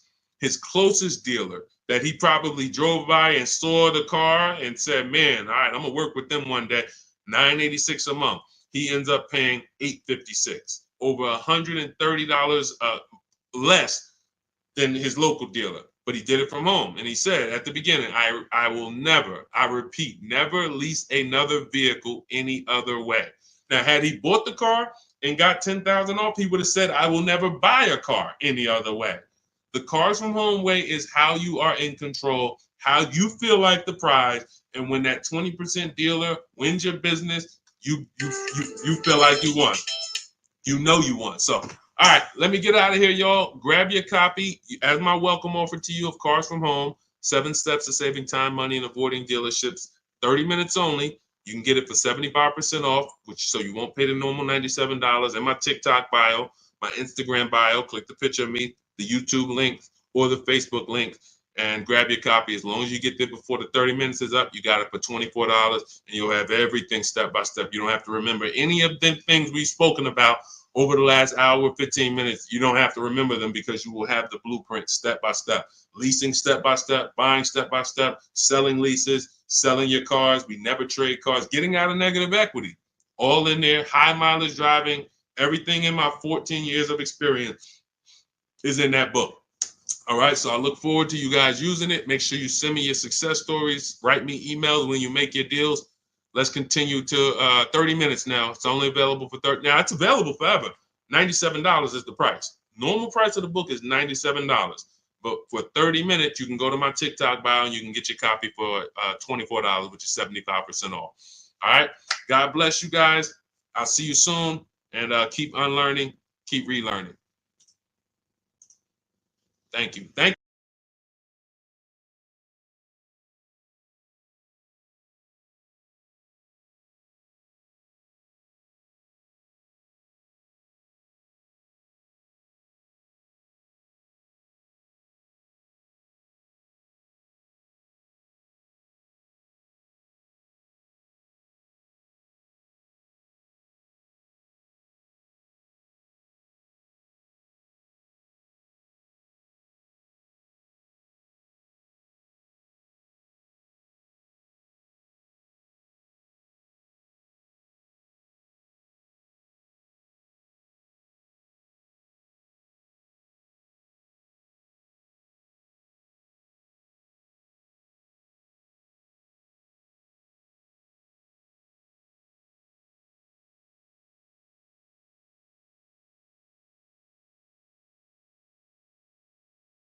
Cynthia Page, good to see you. But the first thing I want to do is warn everybody to tell your friends, sell their electric cars. Show them the video. Show them why. Because this guy just said to me, no, I really think electric cars are always going to have their place. What's going on? Good to see you, Isaac. I appreciate you. And could everyone share this broadcast if you are a sharer? I realize everyone's not a sharer, but to the sharers, could you share this broadcast? Shout out to you. Warn your friends that if Donald Trump gets in, he's already said he's going to make sure we could always have gas cars. That's good. I like a gas car. I haven't bought an electric car yet, but a lot of people have. And the minute, automakers do not want to make electric cars. Take it from me. I was in the business for 14 years. They kept dragging their feet. What they did was they made better gas cars. Who remembers the V8 engines? Rest in peace. If you remember the V8 engines, type me. Type me. Who remembers the V8 engines? Type V8 if you remember when literally we had V8 engines up and down the road, vroom, vroom, vroom, 400, 500 horsepower engines. Those are a thing of the past for the most part. Why? Because automakers in the last 10 years started using turbochargers. You understand, Just Money? You understand? Started building turbochargers. And what they started doing was saying we can actually make vehicles that are not as hard on the environment. They also will produce similar horsepower and more torque. And we don't have to worry about having these issues with emissions and things of that nature. So they were taking steps to be more economic, more fuel efficient, and better for the environment. Now here comes the mandate to make half of the new cars electric by 2030. It started out as 2035. I don't know when it moved to 2030. The point is 17 million new cars are sold a year. So 17 million new cars sold a year. That's a lot of cars to try to produce electric cars. That's why we got fires. I just asked Joseph Tepte. He saw the video. Who saw the video of the Tesla burning up the guy's house a couple days ago? Charging in his garage, whole house burns down.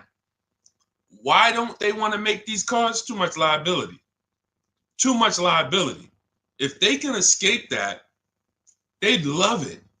They'd love to go back to 2019, not worrying. Let's just make some hybrids and let's make some fuel-efficient cars with turbochargers and things of that nature. What does that do for electric cars? The minute Donald Trump gets in, he announces gas cars are here to stay. Don't worry about it. Everyone's electric cars are going to be worthless. Your electric car that was worth 30 is going to be worth 20. You're going to lose 10 grand one day. Legislation changes things. Legislation affects the market. So my mission before election day is to get you to sell your cars.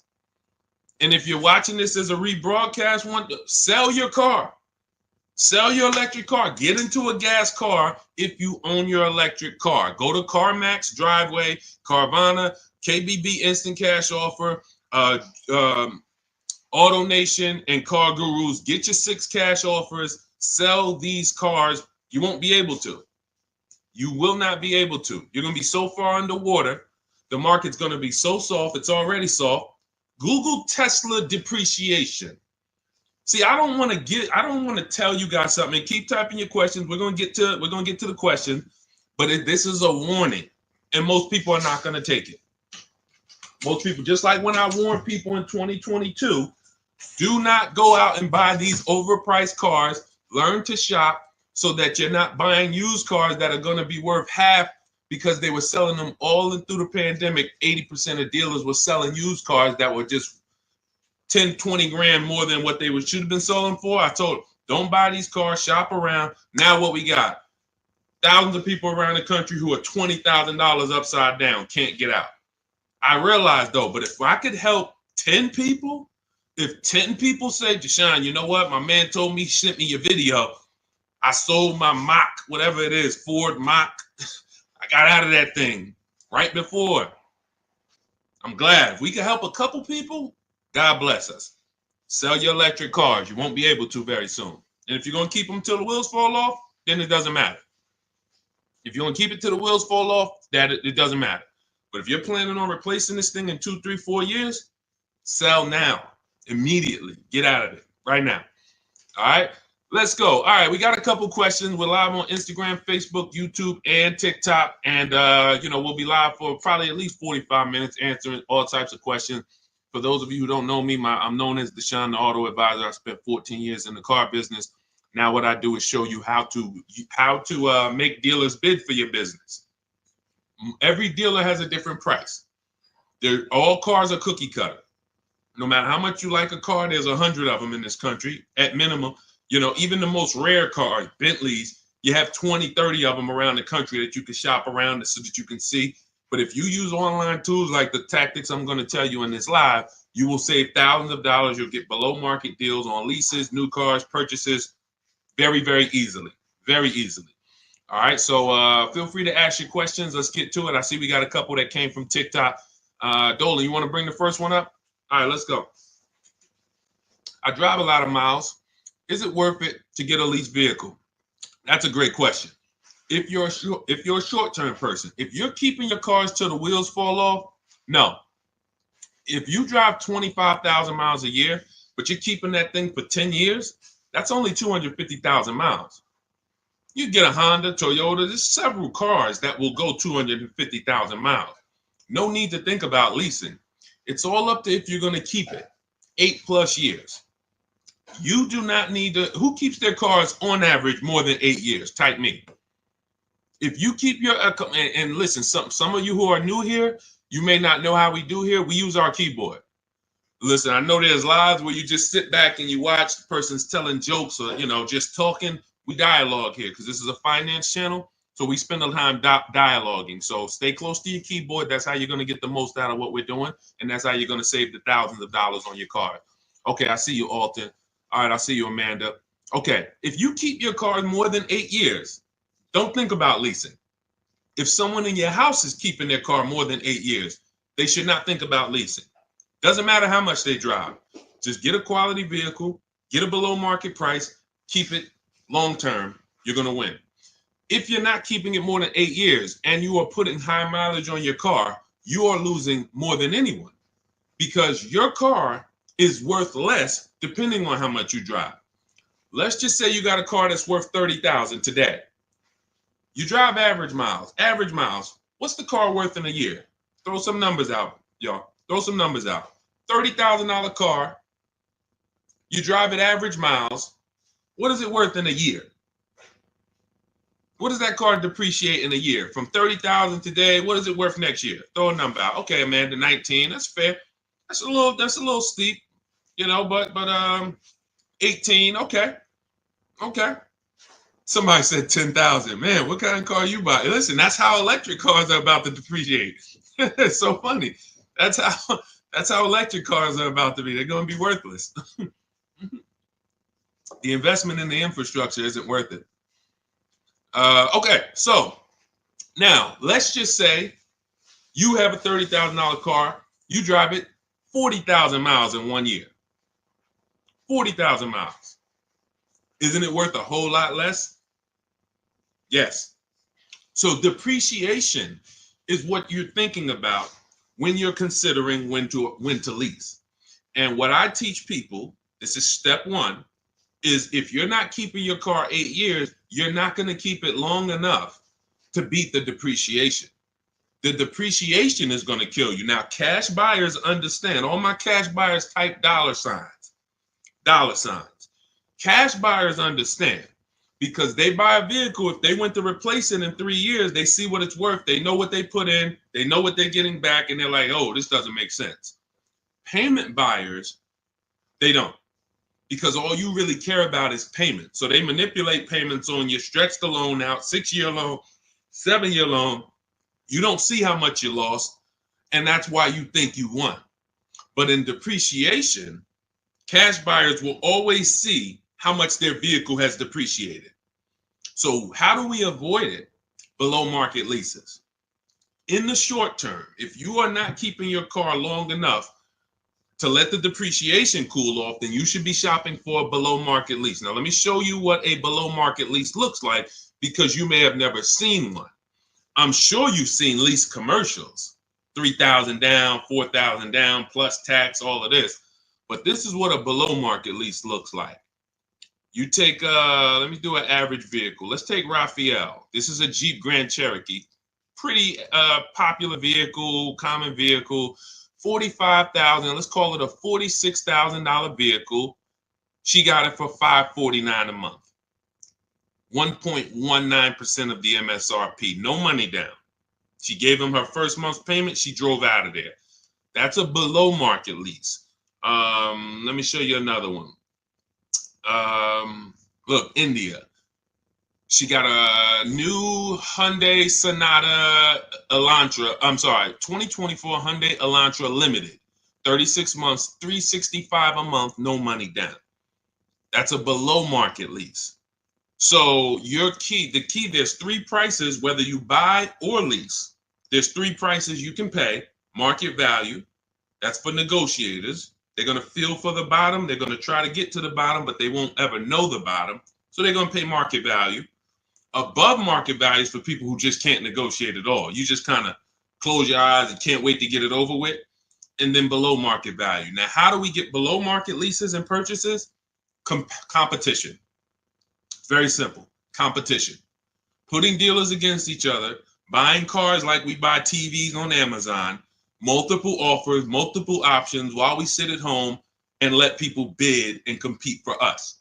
That is below market shopping. Now, that's everything I teach in my new digital book. It's called Cars from Home, 7 Steps to Saving Time, Money, and Avoiding Dealerships. It's already 5-star rated. You can Google it.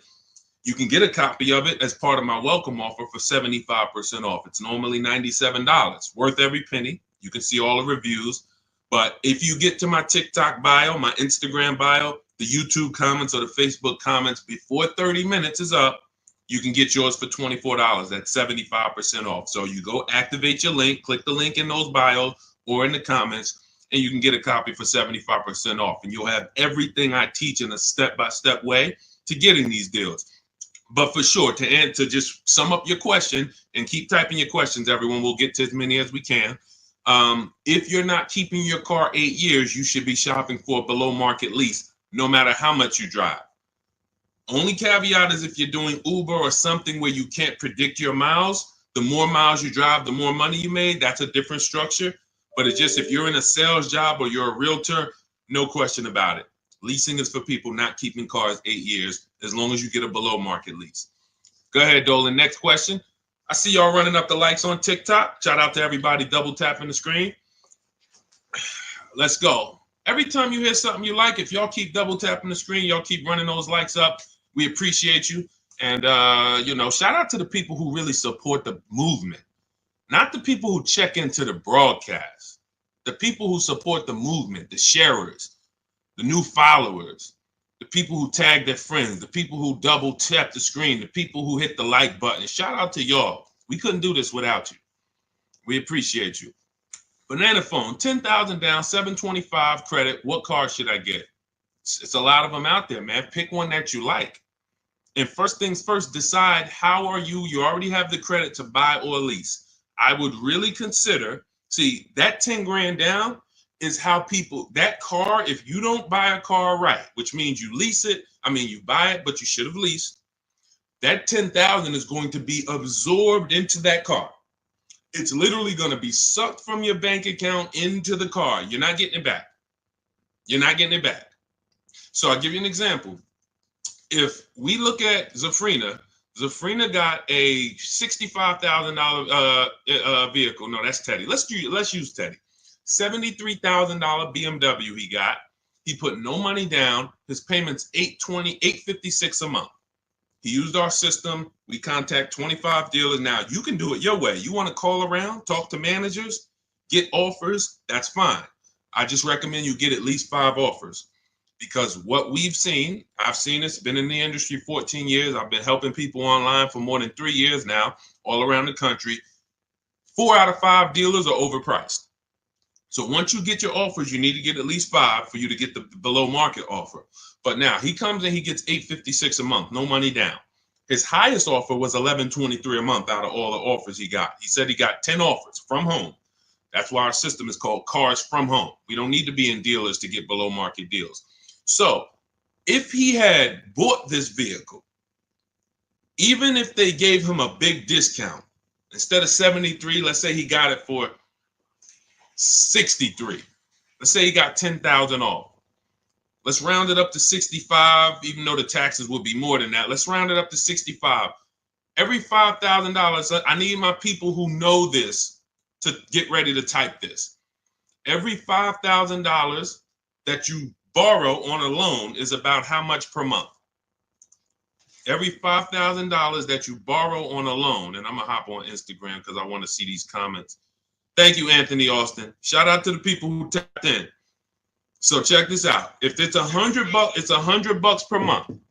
So now, even if they got a new car, a big discount, $65,000, he's paying $1,300 a month. He's leasing it for $856 a month. So you can't make that make sense.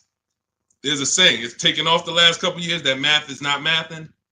If I'm driving the same BMW as you and I'm paying $856, you're paying $1,300, you lost. Can we agree? Agree? Can we type agreed? If 2 people are driving the exact same car out the dealership, one's paying $856, no money down, one's paying $1,300, no money down. Can we agree to $1,300 loss? Can we agree? Agree, right? Okay, so this is deal structure. This is deal structure. Now, mind you, think of the scenario I just used. $73,000 vehicle. He got $10,000 off of it. That would be a good discount. I think anybody would feel good if that was the below market offer on a BMW, 10 grand off. I think anyone would feel good, man. I saved 10 grand off this thing, but you still lost. You're paying $1,300 a month for 5 years. This person paying $856 a month because you structured your deal incorrectly. You put it on the wrong foundation. Now, if you're going to keep the BMW till the wheels fall off, then buy it. Pay the $1,300, pay the thing off, and then you got a BMW that's paid off. You can keep it for 8, 9, 10 years. If that's the strategy, forget about leasing. But if you're not keeping it 8 years, you lost. So the biggest thing, Banana Phone, Before you think about, oh, let me go get a car, I got great credit and I got 10 grand down, you're going to walk into a dealer, they're going to see you just like blood and sharks looking at blood coming to the ocean. Hey, look at this guy. And you got 10 grand? I want to get all of it. I'm going to get everything out of your bank account I can in the shortest amount of time I can. So instead of you doing that, you slow down. Decide, am I keeping this next car 8 years? If not, I should be shopping for a below market lease on whatever I want. And take the time to go look at cars. Take the time to go look at cars. Go test drive cars. You're about to go spend, you're about to make a 5-figure decision. Don't make that decision in a rush. Who'll go into the mall and let them rush them? I wish I would go into the mall to spend $30,000 and they rushing me. Hey, we close in a couple, come on now. So, that's why we're different. You go and test drive these cars. The only thing you want to do on our test drive process is test drive and leave. Get the card. Thanks a lot. Leave. Thank you. Leave. We never talk numbers in the dealership. So if you want a step-by-step process of how we do this, you can grab my new digital book, 75% off. It's called Cars from Home, 7 Steps to Saving Time, Money, and Avoiding Dealerships. Everything in there about below market leases, below market purchases, below market used cars is in there in a step-by-step way. But the first thing you want to do is ask yourself, how many years am I keeping this next car? If it's not 8, you should be shopping for below market leases, or somebody's going to get all that 10 grand out of your bank account. It's going to go into theirs. Go ahead, Dolan. Next question. Keep typing, y'all. We'll get to as many as we can. Shout out to the people on Instagram. Shout out to the people on every platform that's tapped in. Shout out to the sharers. Thank you to everybody who shares the broadcast with somebody. We cannot do this without you, and we appreciate you. Let's go. When should I tell them about the GM Family First discount? As soon as you're getting your offers. As soon as you're getting your offers. Now, let me tell you something about the people who have GM Family, X-Plan Ford, Mercedes Fleet, any special pricing where you think it's going to eliminate you needing to shop around. You're going to leave big money on the table because 4 out of 5 dealers are going to lie. That's just what we know. Not just because I'm not saying that because I was in the business. I'm saying that because I have people all around the country who we shop together. So we have real-time data to show 4 out of 5 dealers on average is going to lie. They're not going to give you the GM price. If they give you the GM price, they're not going to give you any rebates they may have because they'll love for you to come in. That's why when you come in and say, hey, get me to the invoice price, we got a deal. Love it. You didn't know I got $3,000 in rebates. Just get them the invoice price, show them the invoice, write it up, deliver the car. Love it. So what you need to do is you need to shop around, get multiple offers, tell everyone who you're getting an offer from, you're a GM supplier or GM family, and then look at the offers while they're in front of you, while you're at home. Because you cannot depend on someone to say, here's the GM price. What other offers? What if there's $5,000 rebates? What if there's $1,000? They're not, if you didn't ask for that, they're not going to volunteer it. So when you're at home, you sit down, we contact 25 dealers. In my book, I have a system where I teach you how to go online, contact 25 dealers in 20 minutes using my email scripts, and you're going to get 5 offers in about 48 hours.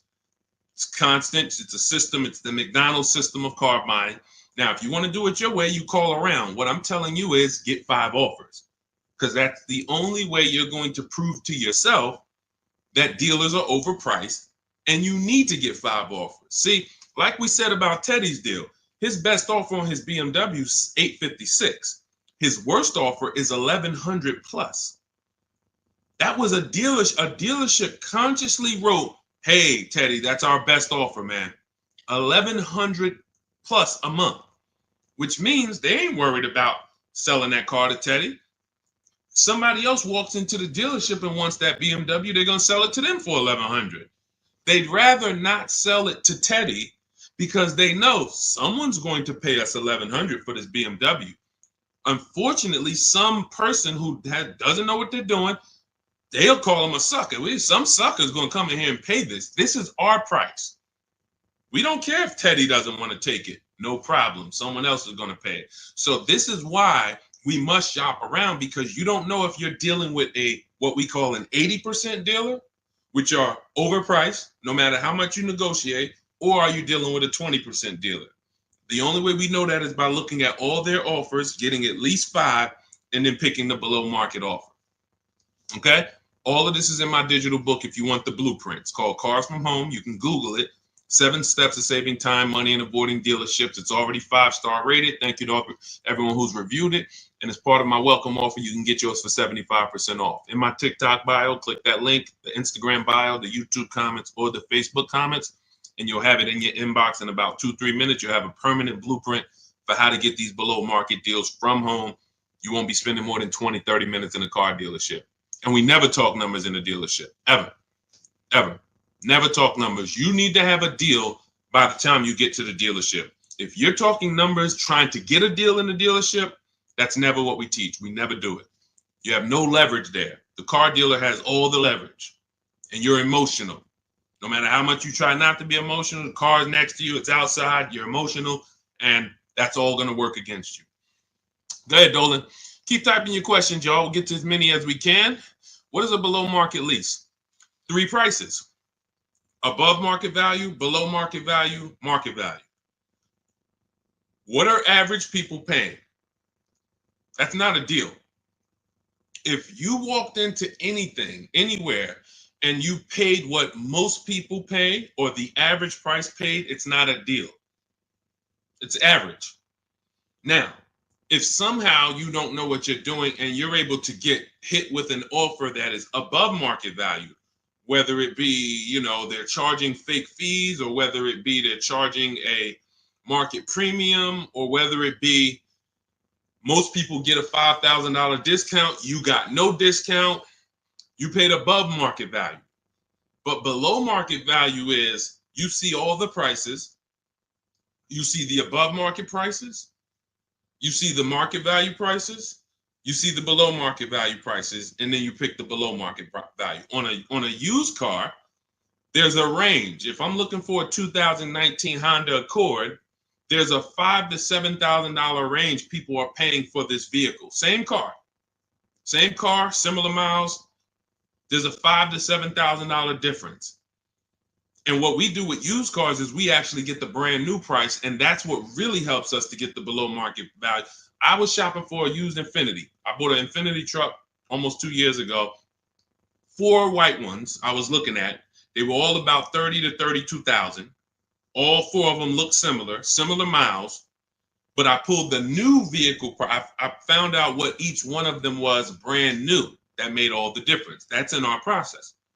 Once I found out what they were brand new, I found out one was 46, one was 48, one was 52, and the one I ended up getting was 54,500.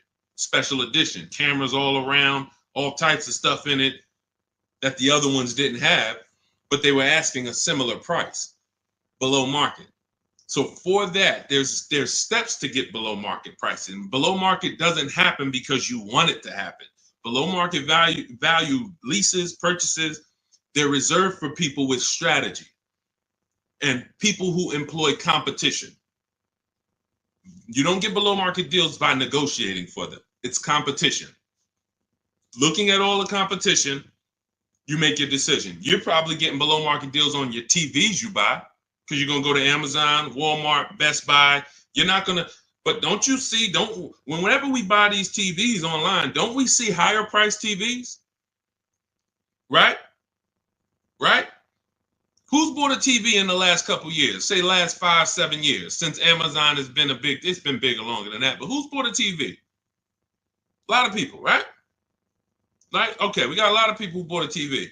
When you got your price, didn't you see other TVs that were $200, $300, $400, $500 more? Someone's buying them. Someone's buying them. You go into Walmart, you see TVs that are lined up that are a whole lot more. Man, these TVs overpriced. Someone's buying them. So that, especially with cars, though. And that's why you have to prove to yourself what below market deals is by shopping the market. And, we feel we have the best system to do that because we've helped more people do it than anyone. There's no one who has an official system for putting dealers against each other and creating competition like what we do, the Cars from Home system, be it in my book, be it in my coaching program. Depends on how you like to learn, but all that info is in my bio. For those who want to know about my coaching program, where you want videos and you want to work with me directly, you can go to shopwithdeshaun.com, or you can go to my bios there. I don't care how you do it. And I'm going to continually say this. I don't care if you don't do anything, if you don't do it my way. But if you call around and you get multiple offers and you want to talk to dealers, I don't care. My biggest thing is you pay below market value. That's all I care about. I'm just going to give you my options on if you want to do it my way without talking to dealers. Here you go. But the biggest thing is do it. Okay? Go ahead, Dolan. Shoot the next one up. Let's go. Keep typing your questions. EHH, good to see you. Bernie Watt, shout out to the people checking in on TikTok. I see you, Nans. Good to see you. Good to see you, Michelle, 423. High mileage driver, limousine service. Should I do a used car lease? Not really used car leases out there. You're going to see people have tried it. Lexus tried it. BMW tried it. But we can't employ competition because there's not a lot of options. You're going to find that in a lot of cases, used car leases can be, they're made up prices. It's tough. It's hard to know if you're overpaying. But if you do find one, it's worth considering. But again, I'm not going to make a deal without having other offers. So 99 times out of 100, leases are brand new cars. And I don't want to assume anyone knows that. So that's a good question. Leases are brand new cars. That's another benefit of leasing. You're driving brand new cars. You're the first owner. Brand new car smell you're getting every 3 years, and you're paying cents on the dollar compared to what people are paying to purchase them, as long as you're getting below market leases. So if you know how much you're going to drive, I will be leasing. If you know I'm going to drive 25,000 miles a year, I'm going to drive 20,000 miles a year, in most cases, then I would be leasing. Now, if you go below that, you could always sell the lease. I know some of you don't know about, most of you probably don't know you could sell leases. We've been doing it for 3-4 years. It's always been allowed. But, during the pandemic, I saw the opportunity for us to make thousands of dollars selling our leases. And made lots of videos about how to sell leases. And a lot of people came and sold their leases when the market was hot and high. And some people made $7,000, $10,000, $12,000, $15,000 selling their leases. So although values are not that high, we still do a check before we return our lease. So if you're under miles, or for those of you who you only drive 5,000 miles a year, the minimum lease might be 10. You're just going to sell that lease at the end and make money on it. So, this is all in my book. That's step 2. We call that the equity assessment. We never return a lease without doing an equity assessment to find out if the market value we could sell it for is actually higher than the payoff amount. So, but yeah, what I would do is I would spend the time considering, can I plan my mileage? Can I predict it? Now, let's say you can't. Let's say you're like, Deshaun, you know what? Some years I'm going to do 20,000 miles. Some year I'll do 40. Then I wouldn't tell you to lease. I would tell you to make sure that your loan, I want you to forecast. See, with a depreciating asset, what the people who learn from me, you're learning to forecast. You must forecast with a depreciating asset because you lose in the short term. When you buy it, you lose. So if you went to buy a stock and they said the stock's going to drop in the short term, but in the long term, it'll come back. In the long term, it actually makes then picture you trying to buy them and flip them in 2, 3, 4 years. You're going to just lose money, lose money, lose money. That's what people do when they buy cars that they only plan to keep for 4, 5, 6 years. You're losing in the short term. The depreciation is killing you, and it's killing your finances. So now you forecast out. How long am I going to keep this car, this limousine? You might say, all right, 4 years, I'm going to turn it. Your loan shouldn't be more than that. You should always, and this is for Uber drivers, Turo drivers, people who can't predict their mileage, always plan to take a loan that by the time you go to replace the car's paid off. Because what a lot of you are doing is you're taking regular loans, like average people like us, 5-year, 6-year loans. But you're not an average person. You're running a business. When you take a 6-year loan as an Uber driver, and you look up in 3 years and you have 120,000 miles on your car, now you're like, okay, I think I want to replace this next year. I'm going to get me a new one. Now you're going to have 150,000 miles. Problem is your loan is still $10, $12, $15,000 that you're going to owe. So you pushed your losses to the back. You looked at the monthly payment. If you'd have just took a 2-year shorter loan, 4-year loan instead, yeah, but the payment's going to be $700 instead of $500. Okay, $200 more a month, but 4 years you have no negative equity. Not only do you not have negative equity, you got an asset that you could probably sell for $5 grand, $6 grand. Instead of, oh man, all right, yeah, my payment was $200 a month less, but then when I go to replace the car, I got 15,000 negative equity. So it's you're jumping over dollars to keep the pennies. That's what you're doing. So your loan should match the time where you're going to replace your inventory.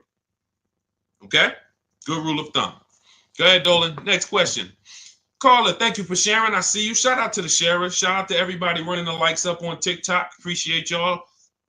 It's just good. I just want to show my appreciation to the people who help move this broadcast forward and help us spread this message. We can't do it without you. That's all I want to just say. Go ahead. Matthew Williams, when buying a vehicle, is your credit score taking a hit? And how often are they checking your credit?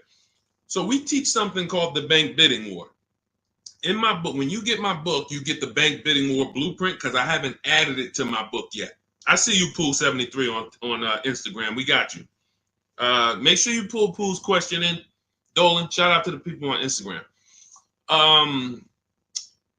When buying a vehicle, is your credit score taking a hit, and how often are they checking your credit? We use something called the bank bidding war. The credit bureaus allow you to actually have multiple banks and credit unions access your credit with a hard pull within a small window of time.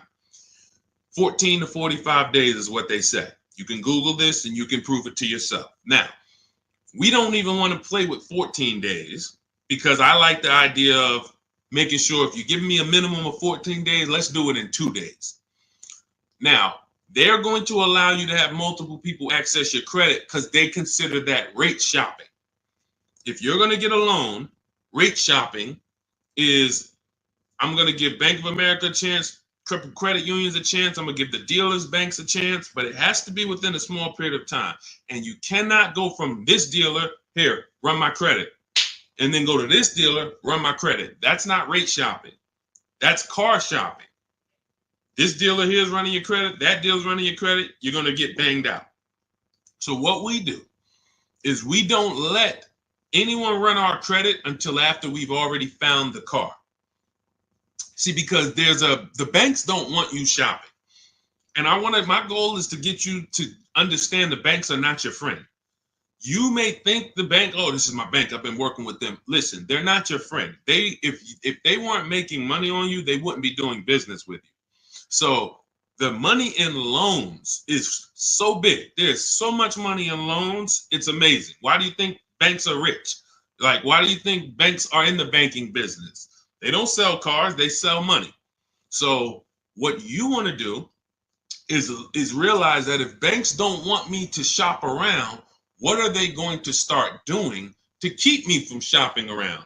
Well, they're going to give me a hard credit pull to get a pre-approval. Who's seen that? Hard credit pull to get a pre-approval. Stay by your keyboard, y'all. Remember, new people, we dialogue here. This is what we do. So you got to stay by your keyboard if you want to get the most out of what we do here. Hard credit pull, pre-approval, it's trash.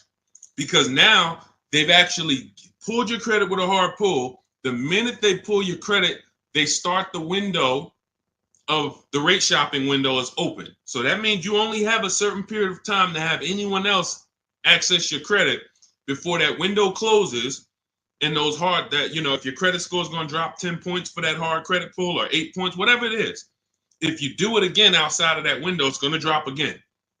So we don't ever do hard credit pulls for pre-approvals.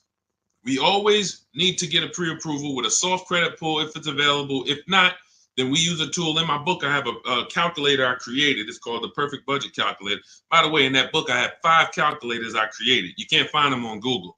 That alone is worth the price of the book. Different calculators. We counter dealerships with. We buy used cars. You get to a part and you're like, well, I've never seen a calculator like this. Yeah, because we invented it. So we use the perfect budget calculator. We take the average rate in the market and we budget. The budgeting tool actually tells you exactly what you can spend on a car, gives you multiple goals, so you're always below your maximum, and then you go shop. Because the only purpose for a pre-approval is budgeting. That's it. Just like, we got homeowners on here, right? You own a home? You own a home? Type yes. Homeowner. The only purpose for the pre-qualification is to see what you can afford, right? That's all we need the pre-approval for. So that's why I created the perfect budget calculator, so that you can actually use it. It creates the budget and then you move. I see you, AdWash. Yeah, that's the purpose. So we don't need the loan until we find the car. Just like with the house, I don't need the loan until I find the house. What I need is a pre-approval or a pre-qualification so I can budget. Then I go shop. Once we find the house, or find the car rather, that's when we now come home, we bring that paperwork home, and we let all these banks and credit unions bid, and we compete and let them compete. This person's going to give you 7%. This person's going to give you 5.9%. This person's going to give you 9%. And all of these people are going to compete, and then we let the dealers compete, and we see who wins. We never pick anyone to do our business with until they win a bid. That is the Cars from Home system. Whenever we are buying, that's how we guarantee below market offers, because someone won the bid. You were competing against all these people to get my business, and you won. You were competing to buy my old car, you won. That's how we do. So that's the bank bidding war. You find your car, then you come home, call your bank, your credit union, online dealers, online bank, you let them compete. So when you get my book, you get the bank bidding war blueprint. If you want me to spell this out step by step for you, where those of you who are financing, you'll have 3 rounds of the bank bidding war blueprint.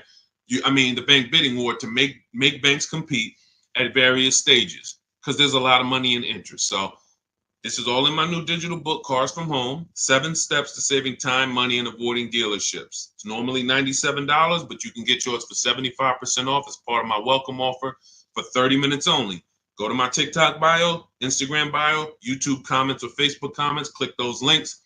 Activate your 75% off. The book is digital, so it'll be in your inbox by the time we end this stream, and you'll have everything I teach step by step. You can use it for, over and over and over again. 2, 3, 4, 5 cars. You'll still be saving money from the same $24 book if you get there before the 30 minutes is up. All right.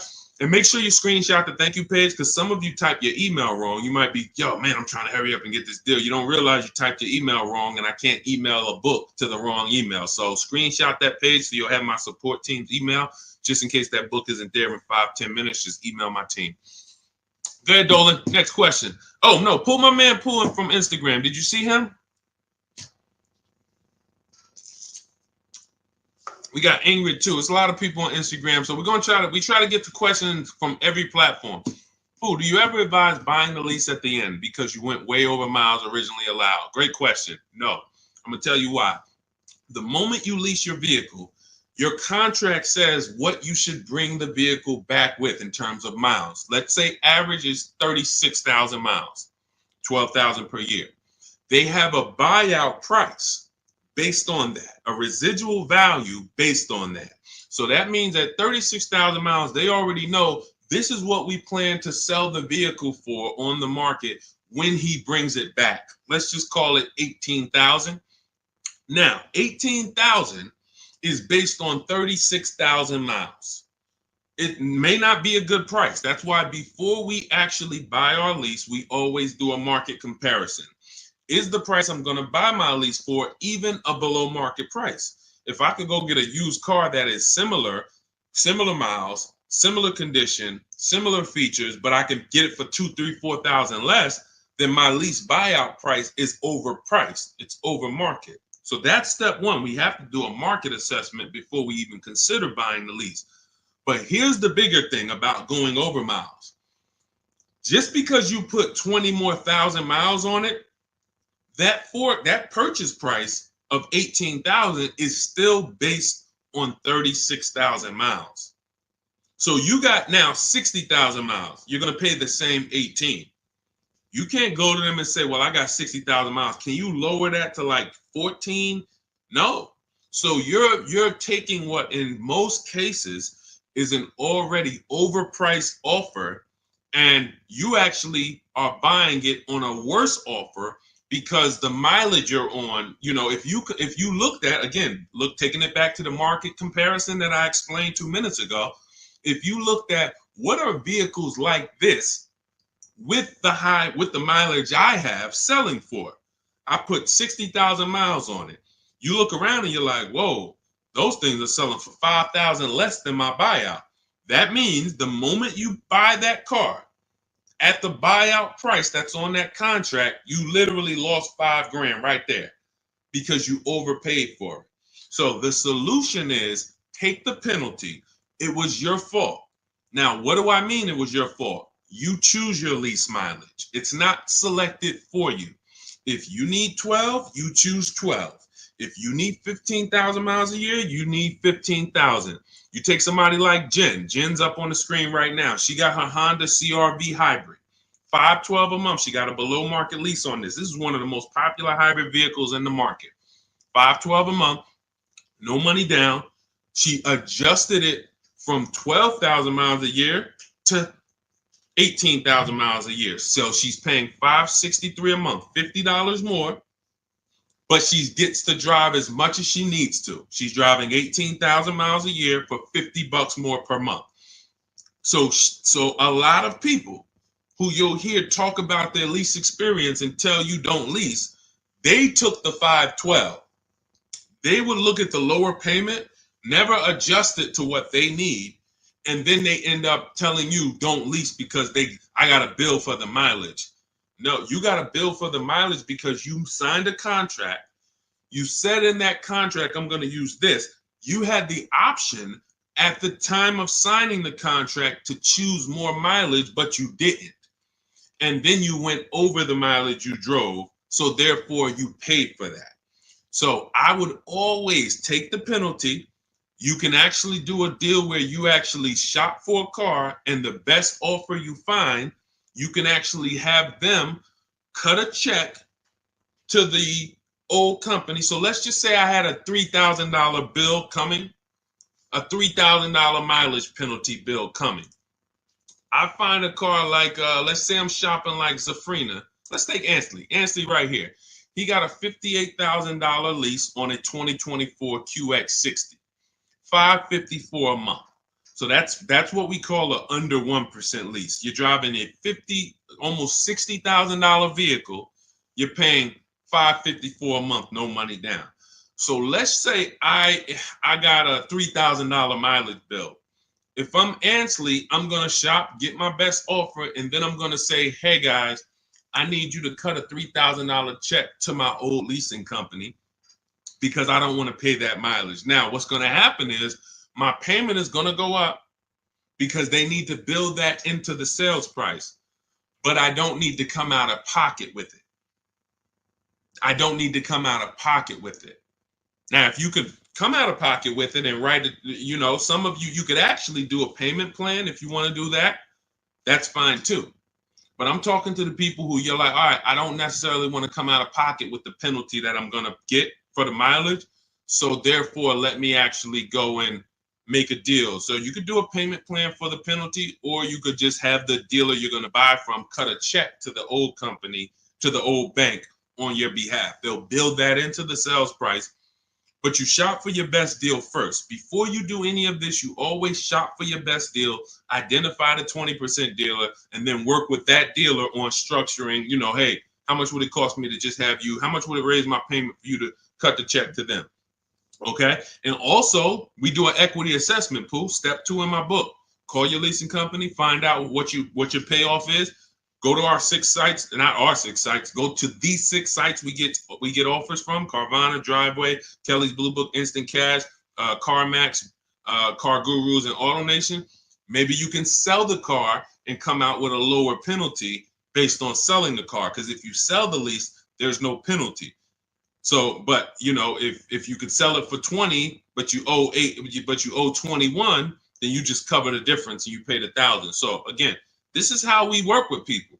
There's a reason people work with me. I'm not just a regular guy, and thank God I spent a lot of time learning this business, and I spent a lot of time in dealerships people can't work at.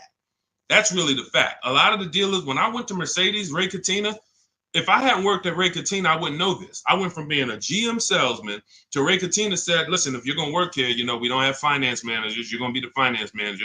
You're going to have to get the customers approved. You're going to have to understand the rates, residuals. This is stuff I didn't do at GM.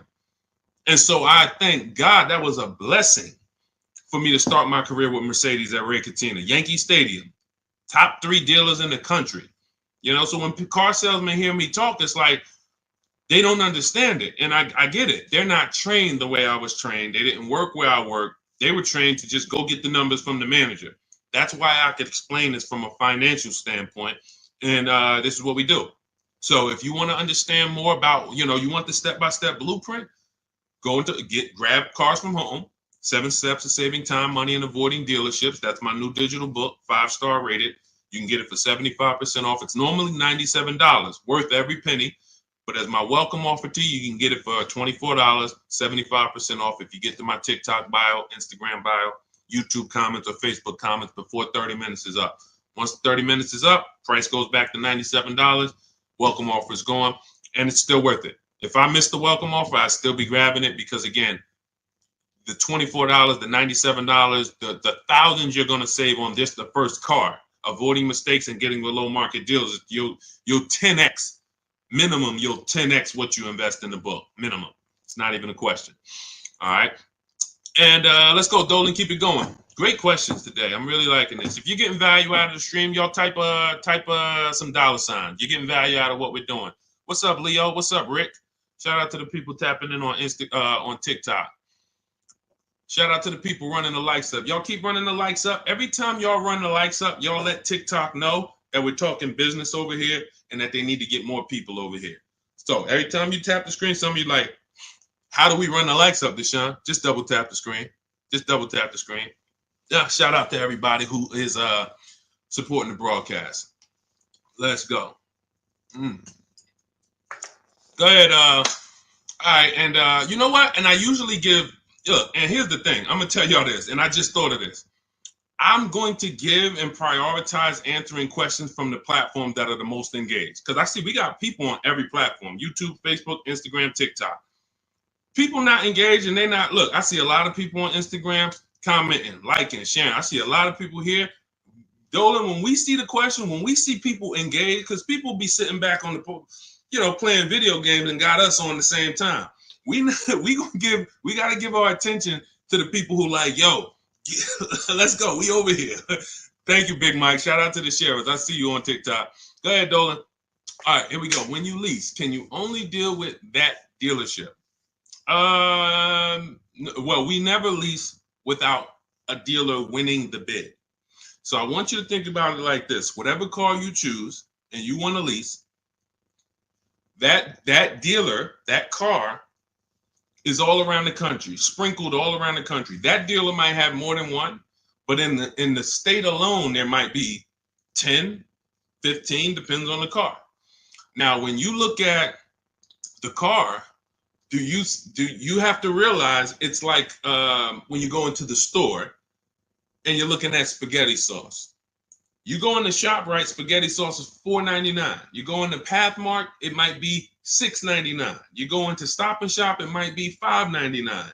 The exact same brand, same product, but it's a different price. You go on Walmart.com, you see it's on sale today for $2.99. Different prices at different places. So you don't have to service from there. Whoever wins your bid to buy your car, you don't need to service from there. You literally can buy from who wins the bid. You service from where it's the most convenient. If a dealer an hour away won the bid, that's who you buy from. But that you could service right up the road. Okay, I don't know if that was the question you're asking. If you want to ask a follow-up, Ingrid, feel free to ask a follow-up. Go ahead, Dolan. I see you. She's like, I'm paying attention.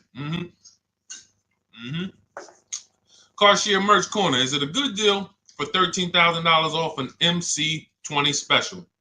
I can show you better than I can tell you.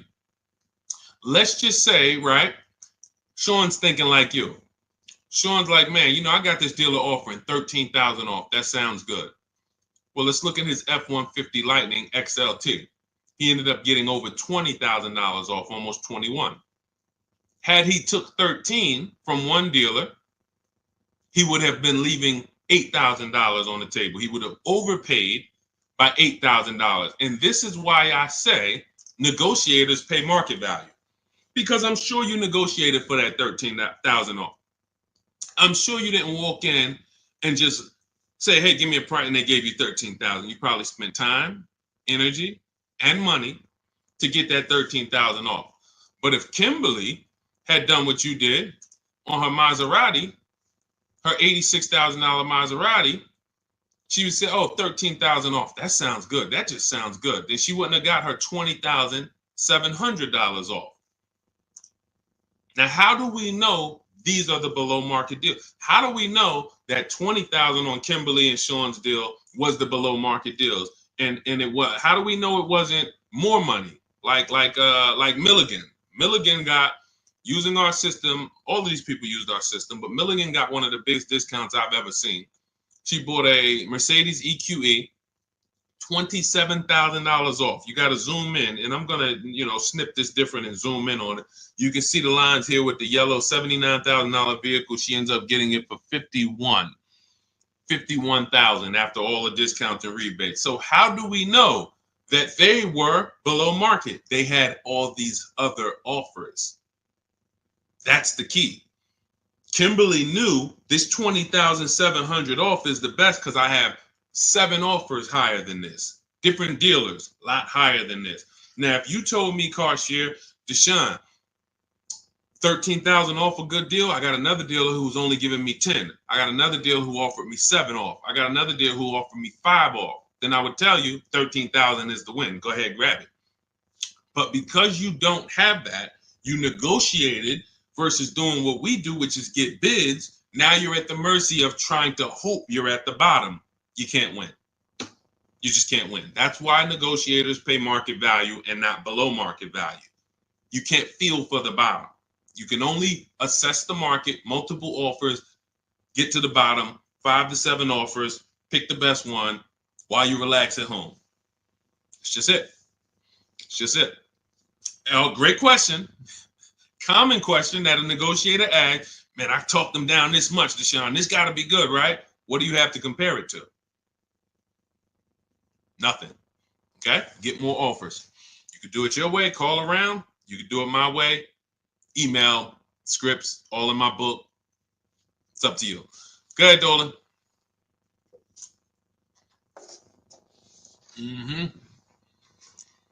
When over on mileage, does it make more sense to sell to a place like CarMax? I'm already over, so at this point, it's pay $7,000 or sell to someone else and have a $2,000 difference. My first lease, hard lesson. Great. See, I want to read this question again because see,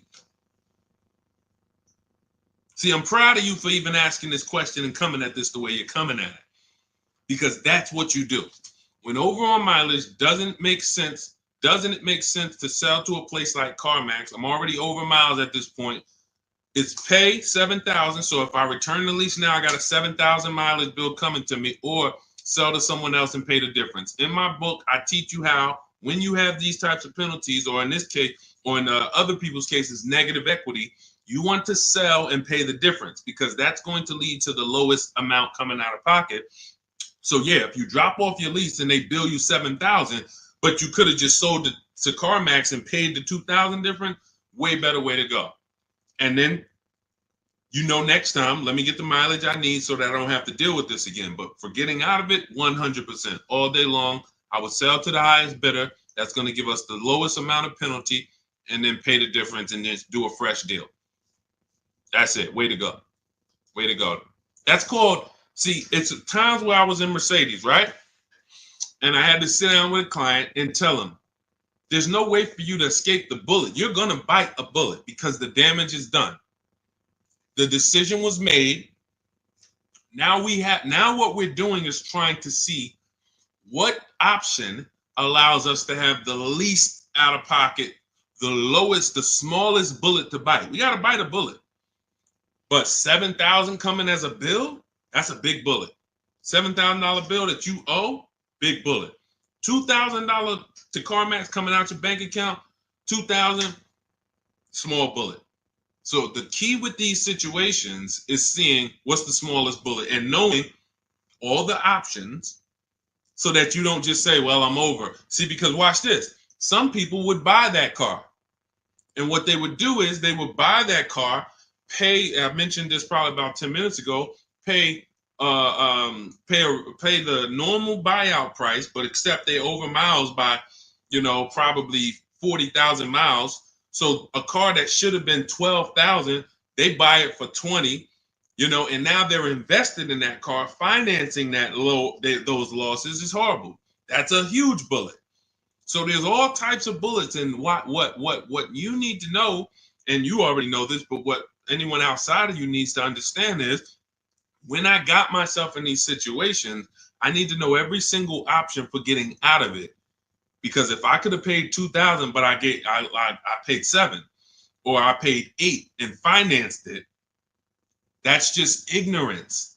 That doesn't mean I'm stupid. There's a difference between being stupid and ignorant. Ignorant means I just didn't know. I was not aware, and it cost me. Now, Dave Ramsey calls it a stupid tax. I don't call it stupid. I call it you just didn't know. That's ignorance. That's why I make it my business to tell you all the options. In my book, I lay out all the options. And if you choose the wrong one or do the wrong thing, having all the information, now that's no longer ignorance. So great question. Great question. Go ahead, Dolan. Keep typing your questions. I see you, Shake Wash. Thank you. And it's Mercedes to my husband. Yep. I just said, you do private consultation. Shake Wash. We don't do private consultations. We have 2 things we do now. We have a do-it-yourself program. That's my book. This is great for do-it-yourself people who, Deshaun, give me the blueprint. Give me all the steps. I will follow them to get the result. We have a done with you program where we work with people directly. And it's a different learning style. So instead of the books, we have videos, and we have I'm supporting people. That's a different learning style. You want to find out about that, you can go to my TikTok bio, Instagram bio, or Dolan will post a link, Shop with Deshaun, in the comments on YouTube and Facebook. So it's all up to you. In the future, we're working on it right now. We've tested it twice. We will launch a done for you program. That's coming. And the way we do it, we shop the entire market, we report the market to you, and then we choose the below market deal. Same thing I'm teaching you to do. So it's all up to, again, who the person is. But our mission was to be the most valuable company to the car buyer. So what we do is we take any style, and our mission is to put solutions out there so that anyone can get to, what they need to get to. So no one has an excuse. If Cars From Home is offering every single way, from an inexpensive way, do it yourself, to a little more of an investment, but it's supported because I don't care, because I know I'm going to save money, and the people around me know working with me, you're saving money. It's not even a question. That's what I'm known for. Before I came to the internet in New Jersey, my friends and family was calling me, yeah, listen, I need a car. Listen, they knew, call Deshaun, call Deshaun, call Deshaun. Once I came to the internet, it's like, yo, I don't do that no more, family. Like, I love you, but I'm teaching people. I need thousands of people to know this information. So a couple friends and family said, all right, D, where do I go? What do I sign up for? All right, give me the book. So it's, so the mission is not changed. It's just now we have to help more people. So, but yeah, I mean, there's no one attached to me who knows me who would be like, yo, knowing Deshaun hasn't saved me $10, $15, $20,000 just knowing him when it comes to this car stuff. That's what I hold myself accountable to. All right, go ahead, Dolan. Jason Simmons, should I pay for taxes up front on my lease or have it wrapped into the lease payment? I would always shop for a lease with no money down. We shop with only, this is the structure we use when we shop. First month's payment only, out of pocket, because with a lease, you pay at the beginning of the month.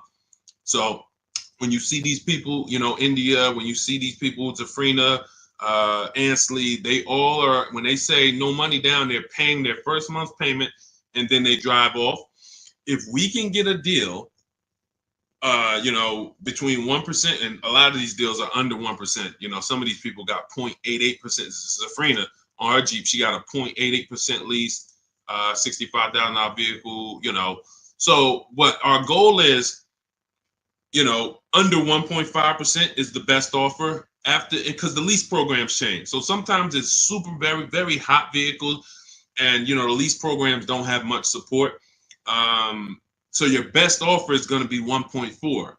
You're going to see other vehicles 1.5, 1.6, 1.7. You're going to see other offers, that are a lot higher, but the best dealer might come in at 1.4.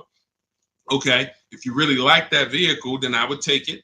There's a lot of other vehicles that offer more value to lease, because as you can see, if there's, Charles got a Charles got a Palisade, very, very hot vehicle. He got as a 1.25, I believe, 1.23, $48,000 vehicle, 597. That's a hot vehicle. Palisade has been hot. Kia Telluride has been hot. So to pay 1.4, 1.5, you have to really, really want that vehicle. But that's the cap. So if we find a vehicle, as long as it's under 1.5, it's good value. It's a deal. Lower the better. But down payment comes to affordability. That's all that matters when it comes to down payment. That's all. If you look and you say, all right, I shopped all my offers, I can see right. Let's just go back to Charles. Let's use Charles for an example on his Palisade. Let's say you're Charles. You use our system, you get all your offers, you see that your payment is $597 a month for this Palisade, $48,000, no money down. You might say, all right, I really want my payment to be, you already know this is a deal. It's already a deal. I could do no money down, but I want my payment to be really $500. All right, I'm gonna put money down and get it to $5. That's when you put money down. That's how you put money down. Money down is never buying your deal. And for too many of you, money down buys your deal, which is not a deal. You think, well, what's the payment if I put this down? You're not looking and basing it off of, man, I got a below market price. You're trying to buy your way into the deal. That's why when a car salesman talks to you, what's one of the first questions they ask you? When you look at a car, right? One of the first questions that they're going to ask you is what? Once you pick a car out, what are they going to ask you? Let's give everybody some time to type. What are they going to ask you?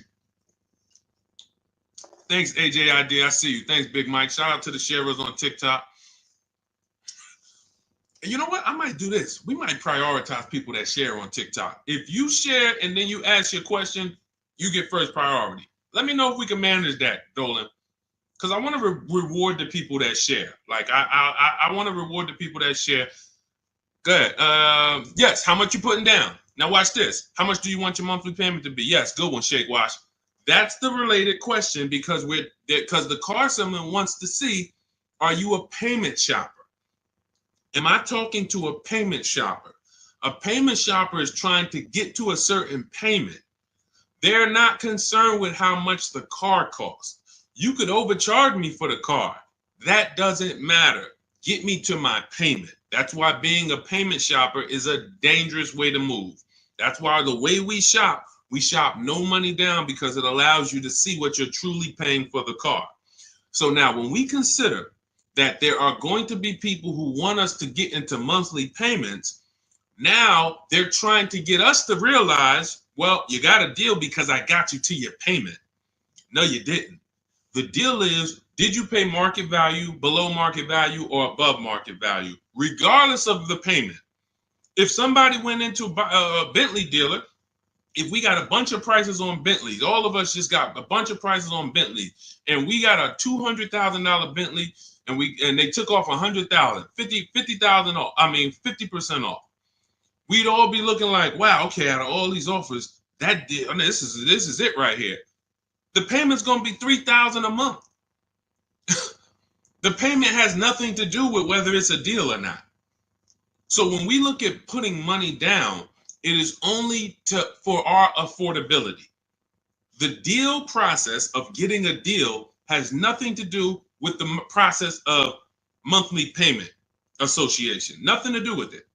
We need to find the dealer who's going to sell us the car for the lowest amount of money. If I'm buying a pre-owned car out of a 100-mile radius, what dealer is going to sell me the best pre-owned car for the lowest price on the market?